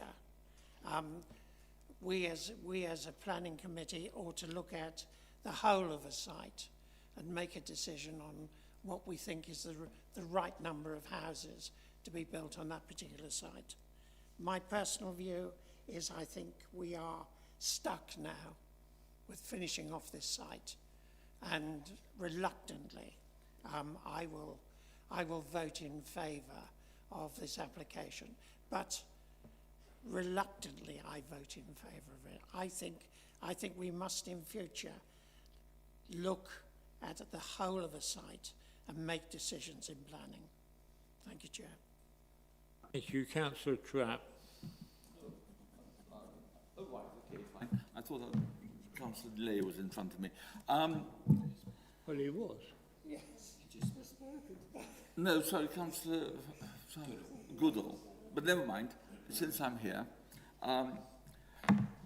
I agree to a point with Councillor Lay, I think, and when I think remember being on the planning committee here when we did this, but it seemed to me that this area was part of the sports equipment. That's by the sports field. That's what I thought it was. So I didn't really look at that deeply, and I should have done. But the question, I did mention this before, we had a development, I think was it Aldrich, or somewhere like that, somewhere south of Haddon, I believe, where there was 6 houses, plans for 6 houses, and lo and behold, a little bit of land left over. We refused that application because of the density and because of the comments from the... So I think, were this actually social housing, I would actually agree with this. I think we need social housing more than affordable housing in this district. And given the fact that this is sort of left over after all the other developments, maybe I would agree to social housing. But I do think that having agreed to 350 with Burwell, in the Burwell neighbourhood plan, that we should be actually refusing this, because that was the agreement to start with. And the fact that everything's been squeezed in. So, oh look, this little magic parcel of land appeared. So I shall be voting against this. And I would probably, should I propose that that we should refuse this? Ask that question again. Am I to propose that we refuse this application? Well, that's entirely your choice. Well, actually, can I propose that, please? Yes, you can, of course you can. You would need a seconder. Councillor Edwards. And Councillor Edwards is seconding. We still don't know why,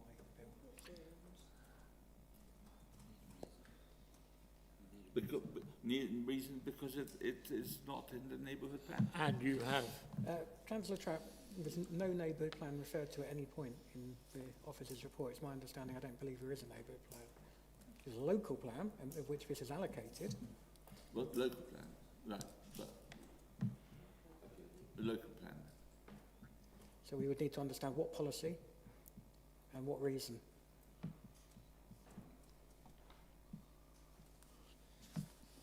Can I recommend that we come back? Of course, Edwards. Can I recommend that we continue the debate while John comes up with his objections? Yes, while Councillor Trapp is working on his proposal, the Vice Chairman would like to add something. No, what I was suggesting, Chair, was that we've got other speakers. I think we should hear from the other Councillor speakers and allow Edwards then. Councillor Trapp time to come up with his... Actually, Councillor Edwards, if you'd like to add something to the debate, it would be helpful. I was going to mention what Councillor Trapp just said regarding the Burwell Master Plan. That was the wishes, and there was going to be up to 350 homes on the whole site. Now this has come in, it wasn't earmarked for that. And I also wanted to support the parish council's concerns regarding the safety and overdevelopment of the site, and you know, the traffic pressures on the road now.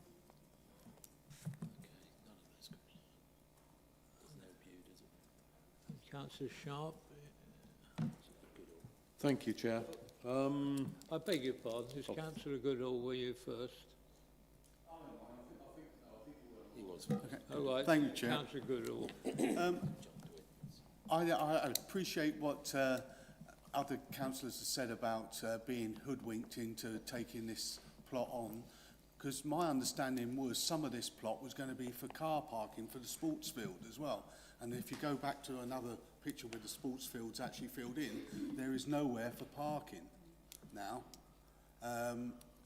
So if you have visiting teams or even your home teams come in, where do they park? In the street? So that's a future thing, because I always understood that that was put to me before, that was allocated for parking from the sports fields. So that's been taken away. And secondly, again, when we talked about the density of the housing when we deferred it, we also asked why there wasn't anything there for, you know, why couldn't they spread it out and give people more space and distance between housing. Housing was taken out of the developments before, so this is really them coming back and putting them houses back in, but in a different place.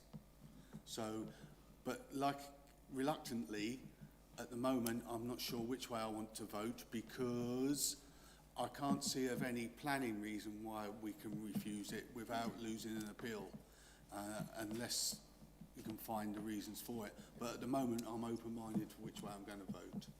Councillor, May I come in on yes, you can.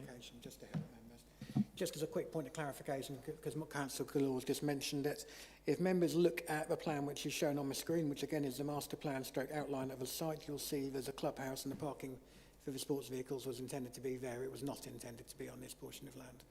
Just to help with yourselves with clarity and debate as to when you're formulating your decisions. Thank you. Thank you, Chair. 2 or 3 points, and thank you for David for that, because that was my recollection of the map that you showed earlier, that because I think there was on a previous one, the actual football or sports pitches went up to this particular site. I don't like sort of these piecemeal developments, as I'll call them, because I think we can end up getting something towards the end that we don't necessarily like. I think, to be quite honest, looking at the application in the whole, I can't see too much wrong with it. So from that point of view, I'm reluctantly probably going to have to support the recommendation. But I've got big reservations around certainly highways, and it won't be the first time in this chamber I've shall we say, not agree with highways, because I don't think they, you know, it's a personal opinion, I don't think they at times look at the whole nature of things, and I think that there is a, if you pardon the expression, possibly an accident waiting to happen at that junction with, is it Isaacson Road and on Newmarket Road, without something coming out. And then I think re-looking at the, again, it's not part of this application, the Section 106 agreements as referred to by the BHS. Yeah, I'm not comfortable with it, but I think I'm veering towards supporting it, very reluctantly.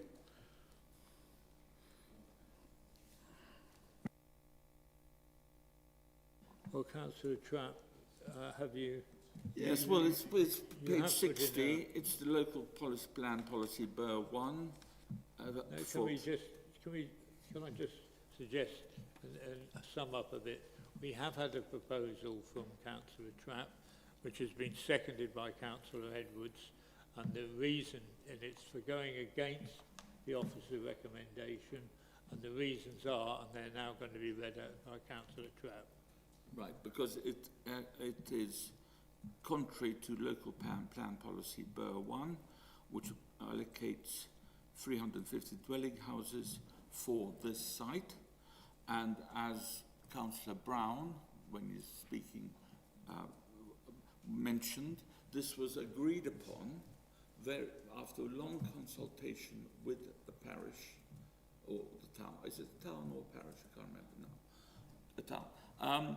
And therefore, this is an extra inclusion of houses which are contrary to what has been agreed with the parish long ago.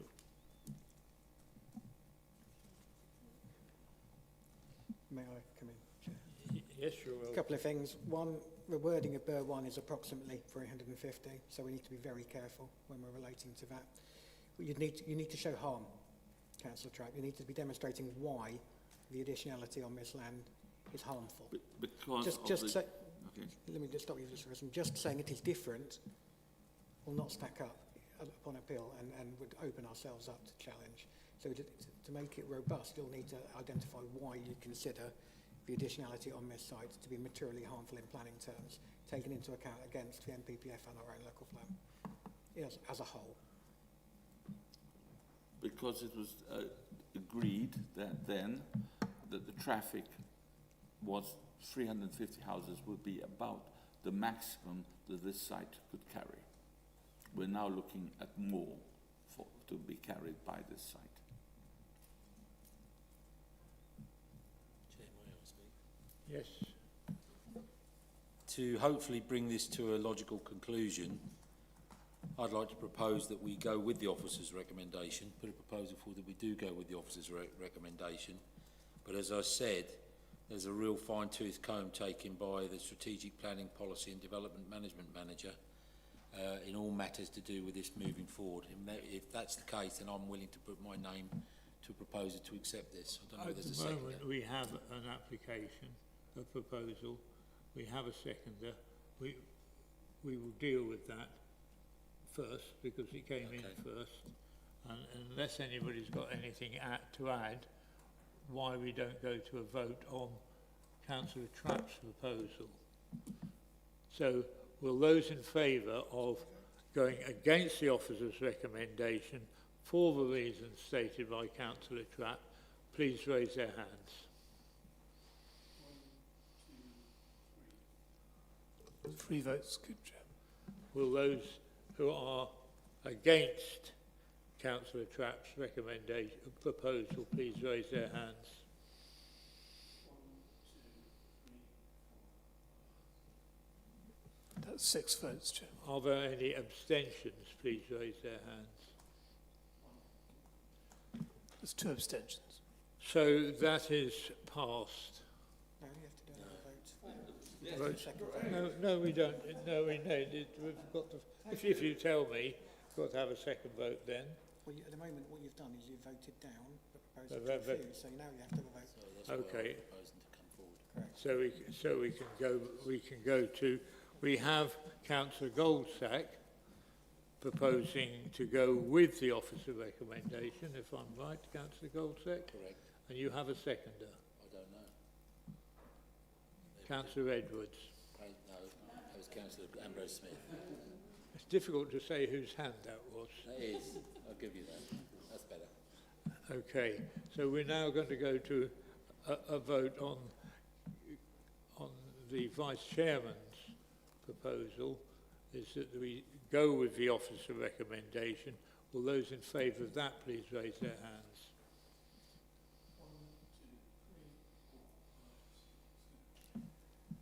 8 votes in favour. Will those who are against that recommendation raise their hands? That's 3 against. Any abstentions? No. Okay, well, that has now been approved. And I don't know whether you want to break for 5 minutes for a comfort break now. Don't forget your time. Pardon? Don't forget the time. I know Okay, just what the matters where you wrote that. 10 minutes to 4 o'clock.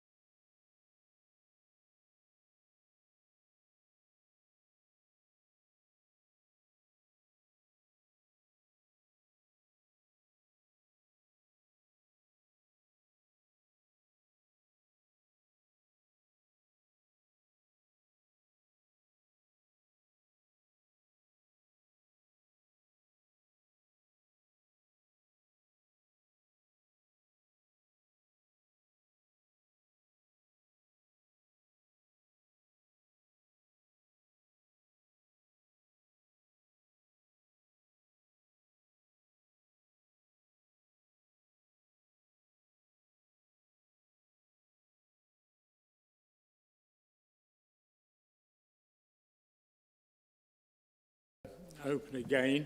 I have an announcement. I'm afraid I have to leave this meeting and go to another meeting which is particularly a family matter of serious importance.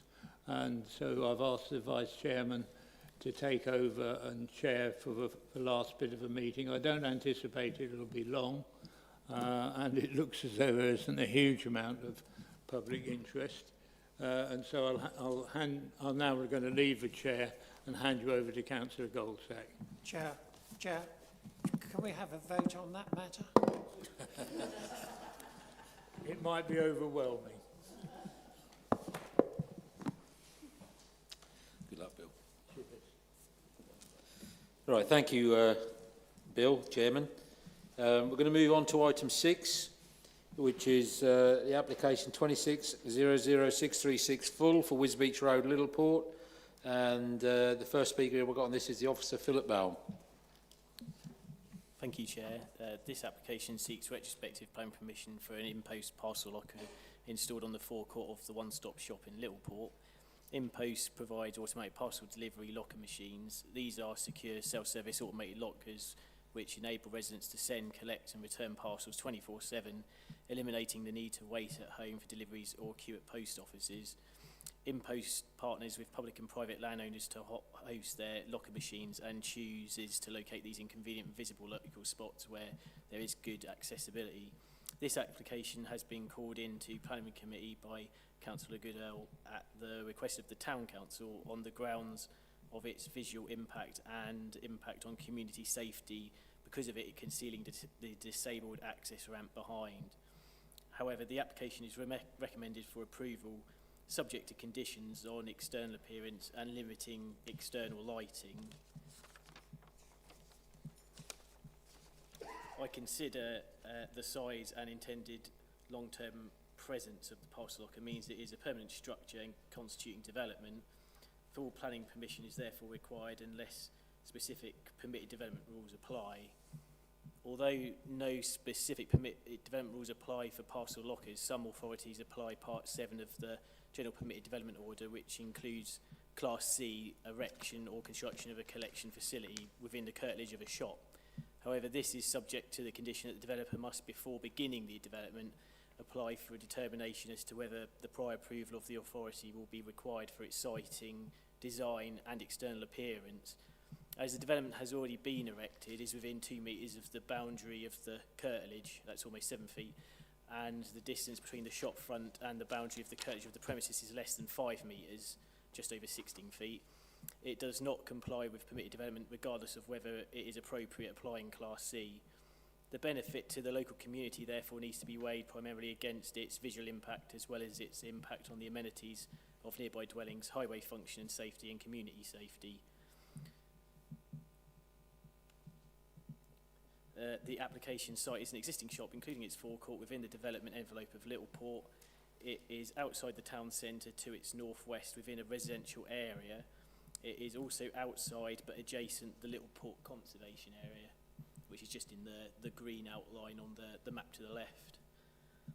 The northeastern front boundary adjoins Wisbeach Road opposite several residential properties.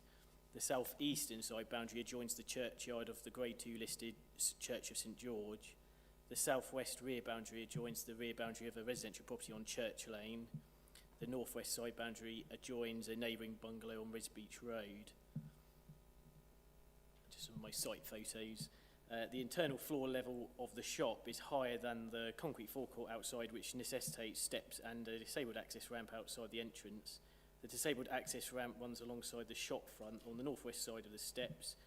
On the southeast side of the platform outside the entrance is a steeper quadrant-shaped ramp behind 2 bollards. On the southeast side of the steps is a parallel black metal Sheffield-style bike stand.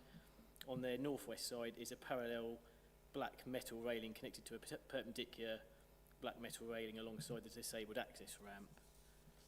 The shop forecourt is also host to an assortment of shop-related paraphernalia. A newspaper A-board is displayed in front of the 2 bollards.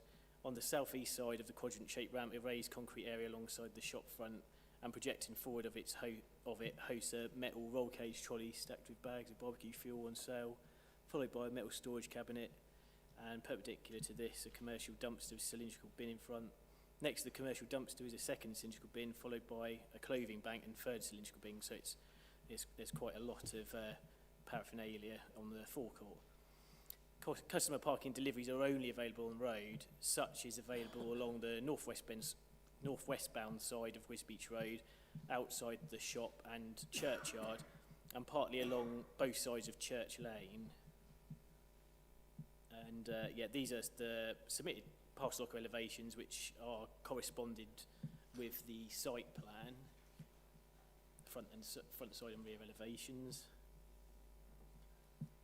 The main things to be considered are its impact on the residential amenity of neighbouring properties, its impact on the visual amenity of the area, its impact on the significance of heritage assets, high function and safety, and community safety. The structure would have no significant detrimental impact on sunlight, daylight, privacy or outlet enjoyed by the occupants of neighbouring residential properties by virtue of its scale, massing, height and degree of separation from these properties. Furthermore, the integrated energy efficient LED downlights do not lead to significant levels of light pollution, given they minimise light pollution, such as minimised to align with environmental best practices. They do not exceed the baseline of street lighting columns, and they are directed downwards, so just lighting the face of the parcel lockers. To avoid doubt and safeguard residential amenity of neighbouring occupiers, it's recommended that it be conditioned that no external lights shall be erected within the site other than those expressly authorised within the application, unless security lighting of the disabled access ramp is considered necessary by members in connection with community safety.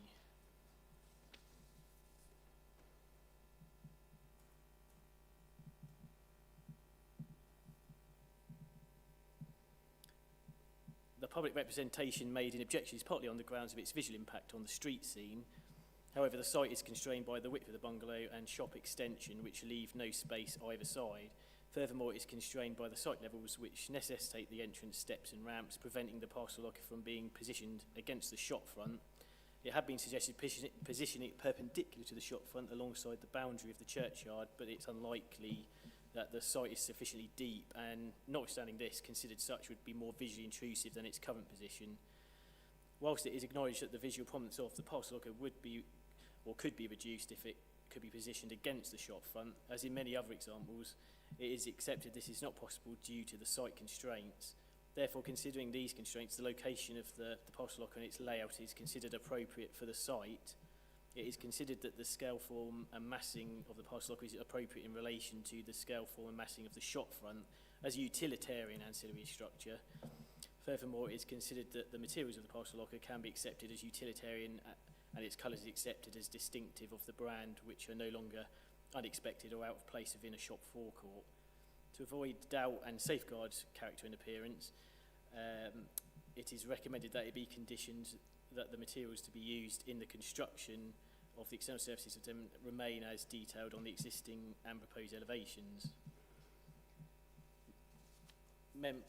If members consider necessary, it could be conditioned that the sides are changed to a more neutral colour variation to blend it into the street scene, but it's not considered necessary given this is not actually within the conservation area.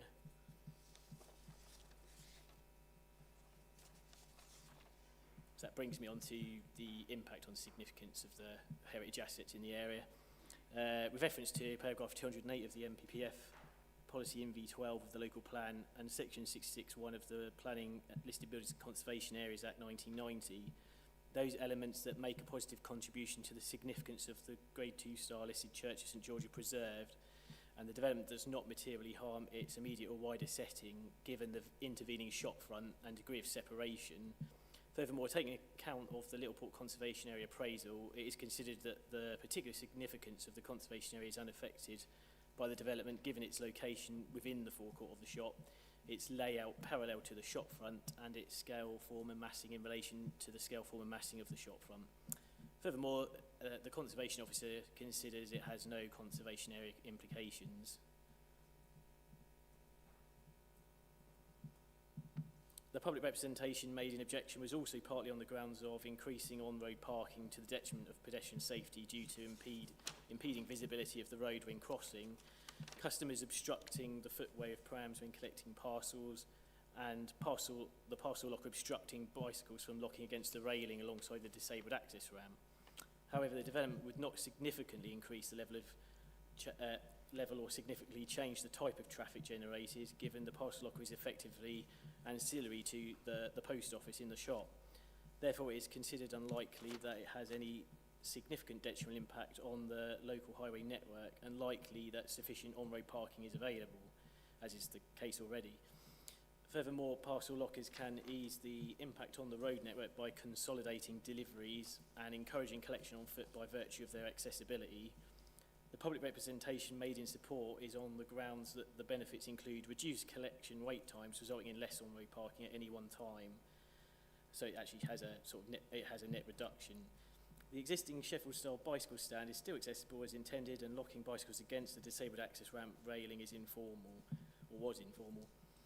Also, as I mentioned earlier, it is considered there is sufficient space on the shop forecourt for customer access without obstructing the footway if consideration is given to other footway users.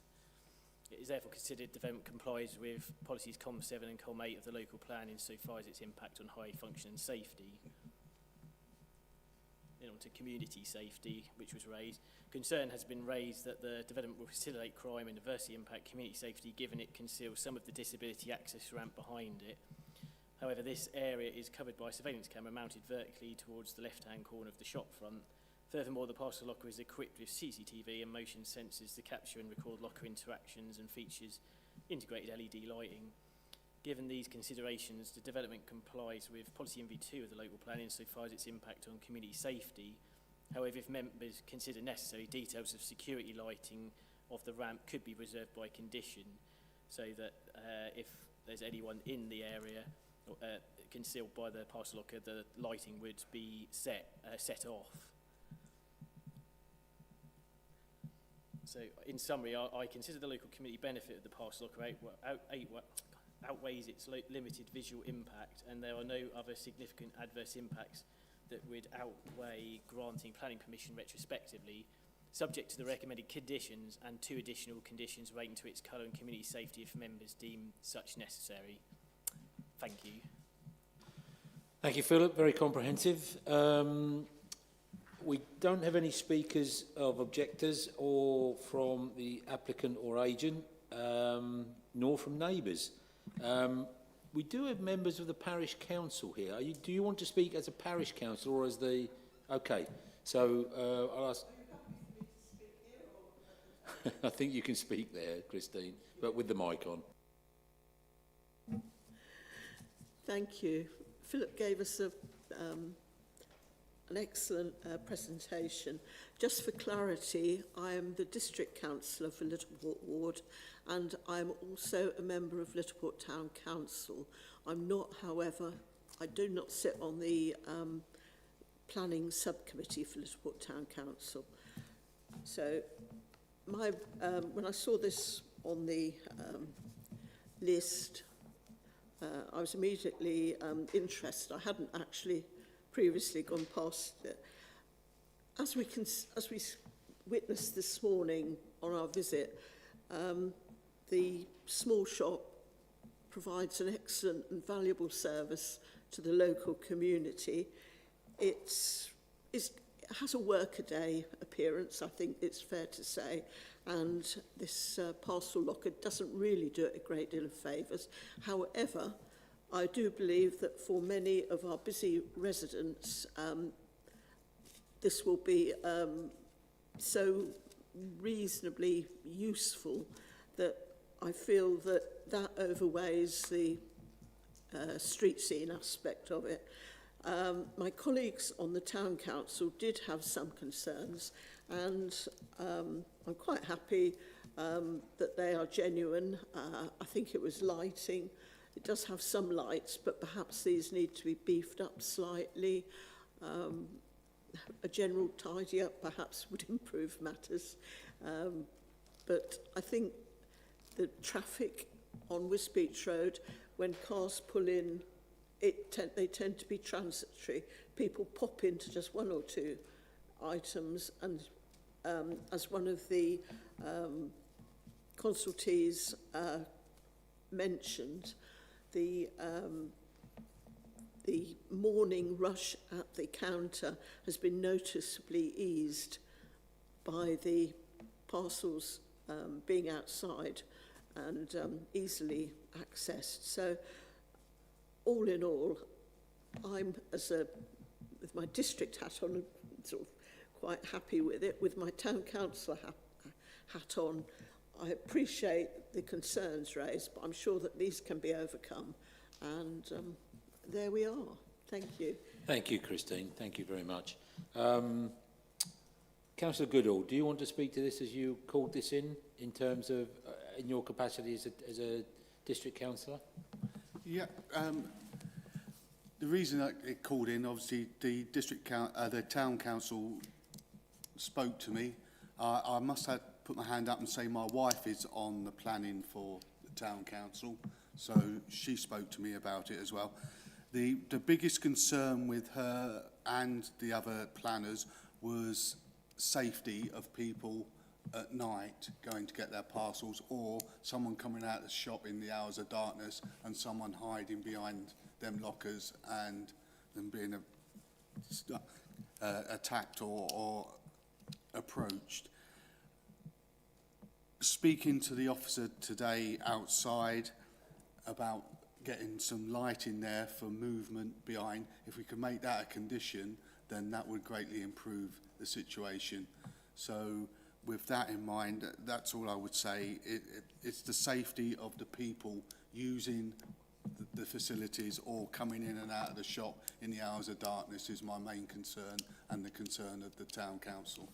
Thank you very much, Martin. Thank you. Are there any questions of the officer from members? I can see we're chomping at the bit to have a go here. Right, that doesn't lessen the case here.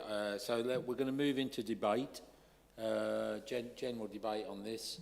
I'm going to start with something, if I may, and... Chair, just to remind you, Christine will need to leave the room now. Oh, yeah, sorry. Christine, as you've spoken, you need to leave the room now, I'm afraid. Correct.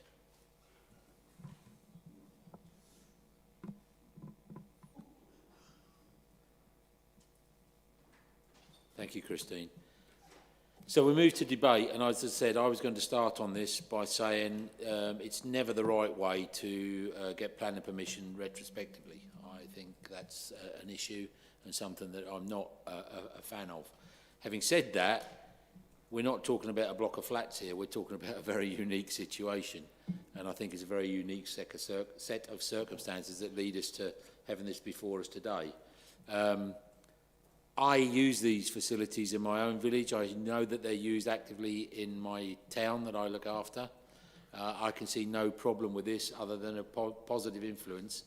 I'm going to be cheeky and say I recognise concerns on the colours, but having looked at the shop behind it, I think it probably covers up some things that are probably better looking behind the board than in front of it. So actually I'm quite happy with this all round. So from the chair, I'd be very happy to propose that we accept the proposal of the officer. Anybody got further debate?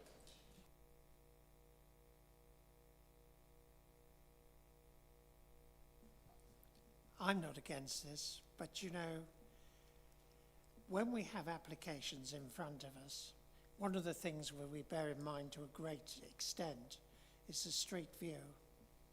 And under most applications, if you'd actually asked to alter the street view in front of that shop, it would have been thrown out by us. On this occasion, all we're actually doing is having a look at something that's already there. And as there isn't a stronger case from the people who have to live with it within the town, I think I've made my view plain and simple. Thank you, Chair. Yeah, I've already spoken, obviously, as the Town Council representative. I am not against this in principle, as long as that condition goes in about the lighting. So that's a good thing.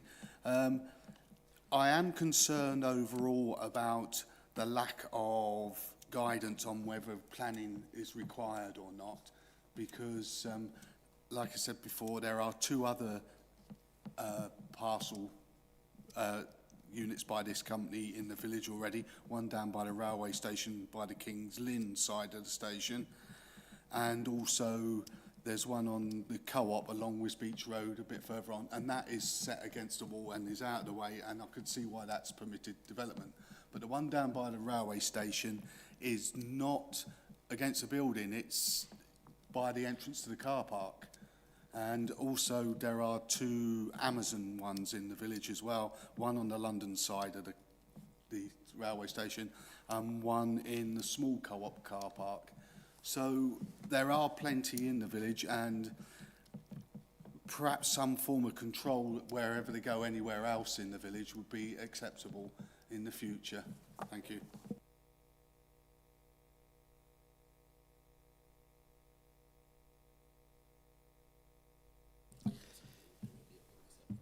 So just as a bit of clarity, first of all, as the officer said, for anything to be PD, if we assume, and it's a fairly tenuous assumption, I have to be honest, if we assume that the click and collect provisions under Part 7 of the GDPR apply, then that's a prior notification system. So anything which is put in before without a prior approval, and I'll be honest with you, I don't think we're aware of any prior approvals coming in anywhere in the district for any of these, then technically they all require planning permission. We've taken a fairly pragmatic view on these because we're not getting complaints from members of the public on them. This one did come in via enforcement, which is why it's in front of you. So there's not a lot we can do. We can obviously consider some sort of local plan policy on it going forward. That's a long way down the line, but there's not a lot we can do in the short term on it. Being perfectly honest, I do expect legislation to catch up at some point because these are clearly becoming a common thing within our villages and towns, and there's probably a need to have some form of control through PD, but at the moment it's quite limited. Thank you, David. I'm just going to amend my proposal then, if I may. So I'm proposing that we accept the officer's recommendations, but with the provision that we also seek assurance that a rear automatic light will be fitted of similar quality to the one on the front to the back, highlighting that porch, because I do definitely see the risk of not knowing somebody was there, even if they've not got ill ideas. It could really make you jump if somebody was to walk from behind there just as you were going up to get a parcel. So I think that would be a recommended. Yes? Thank you, Chair. Can I ask then that the proposal be changed very slightly to delegate to myself for the amendment of condition number, bear with me, he says horribly unprepared, condition 3, to be reworded to require a scheme of lighting appropriate to protect the safety of users. Just as you say, David, I think that's spot on. In line with what members have been debating, and then obviously I can go away and formulate a proper wording for that. Okay, thank you. Thank you. Councillor Sharp, you wanted to speak? Yes, Chair, thank you. Just very quickly, yes, I don't think it improves the street scene. But, I mean, I use the one in one of the ones in Newmarket, and they are a facility, as David says. The world is changing on these things, and planning possibly needs to catch up with them. So I totally support your recommendation around, and I understand the bit about the lighting behind, because it is obscuring the ramp from...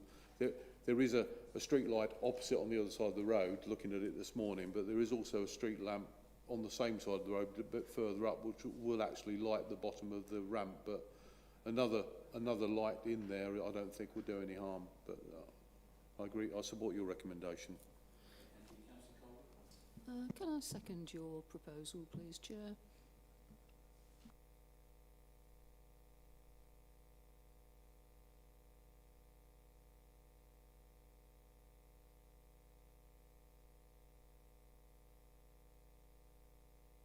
Just to echo your comments about retrospective planning application, and if Councillor Colbert hadn't seconded it, I might have done that. Okay, thank you very much for that. I think I'm sensing unanimity here, but let's put it to the vote anyway. Can I have all those in favour of the proposal as described? That is unanimous. So that is passed and it's approved for the officer. Thank you very much.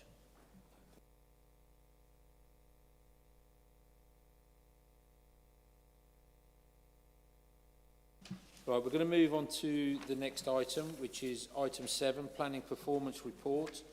David, can I just check with you, please? Is it before item 9 that we go into exempt session? Correct. Thank you. There's no note to that effect, but I just about worked it out. Don't worry, I'll just stop you. Okay, thank you. Just bear with me, members. I'm going to wait for Councillor Ambrose-Smith to come back, and I don't want to rush her. I think Councillor Ambrose-Smith has been up and down in the lift because she's missed it so much.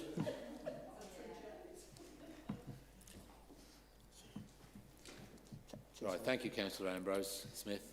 David, if you'd like to take us through the item 7, please. Yeah, thank you, Chair. I'm going to do item 7 and item 8. They relate to planning performance reports for both May and June 2026. In the usual fashion, I'm going to ask members to note the report, and obviously if you have any questions.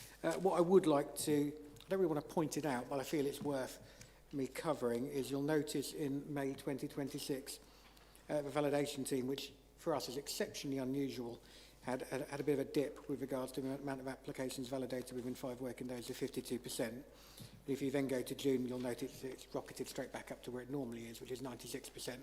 Members will be aware that we had a number of different staffing concerns with people leaving, coming in, and some sickness in the team. So just to be reassured that that's something that we've worked with the team, we've cleared the backlog, and it was something, obviously, we're clearly going to come out at some point in the figures, but just to be aware of that, and that's why it is as it is. And I'm more than happy to answer any questions. Okay, as normal, it's a very detailed and numerically accurate report. Have we got any questions to David on either May or June's reports? I'm not seeing a mad rush, David, coming, so I think you're okay. If there are any questions on any planning matter, David is available and you go to him between the meetings rather than at the meetings. That's very useful. So with that, I haven't got a speech in front of me, but I will thank those hordes of people that have been watching us online today for their involvement and their support. Thank you very much. But at this stage, I'm asking for a vote for us to go into exempt matters so we can speak about item 9 on the agenda. Could I see a raise of hands, please? That's carried unanimously to go into exempt matters. Do we need a proposer and seconder on that one? I'm being told not, but thank you for proposing anyway, John. Thank you. So give me the signal when we're ready to go.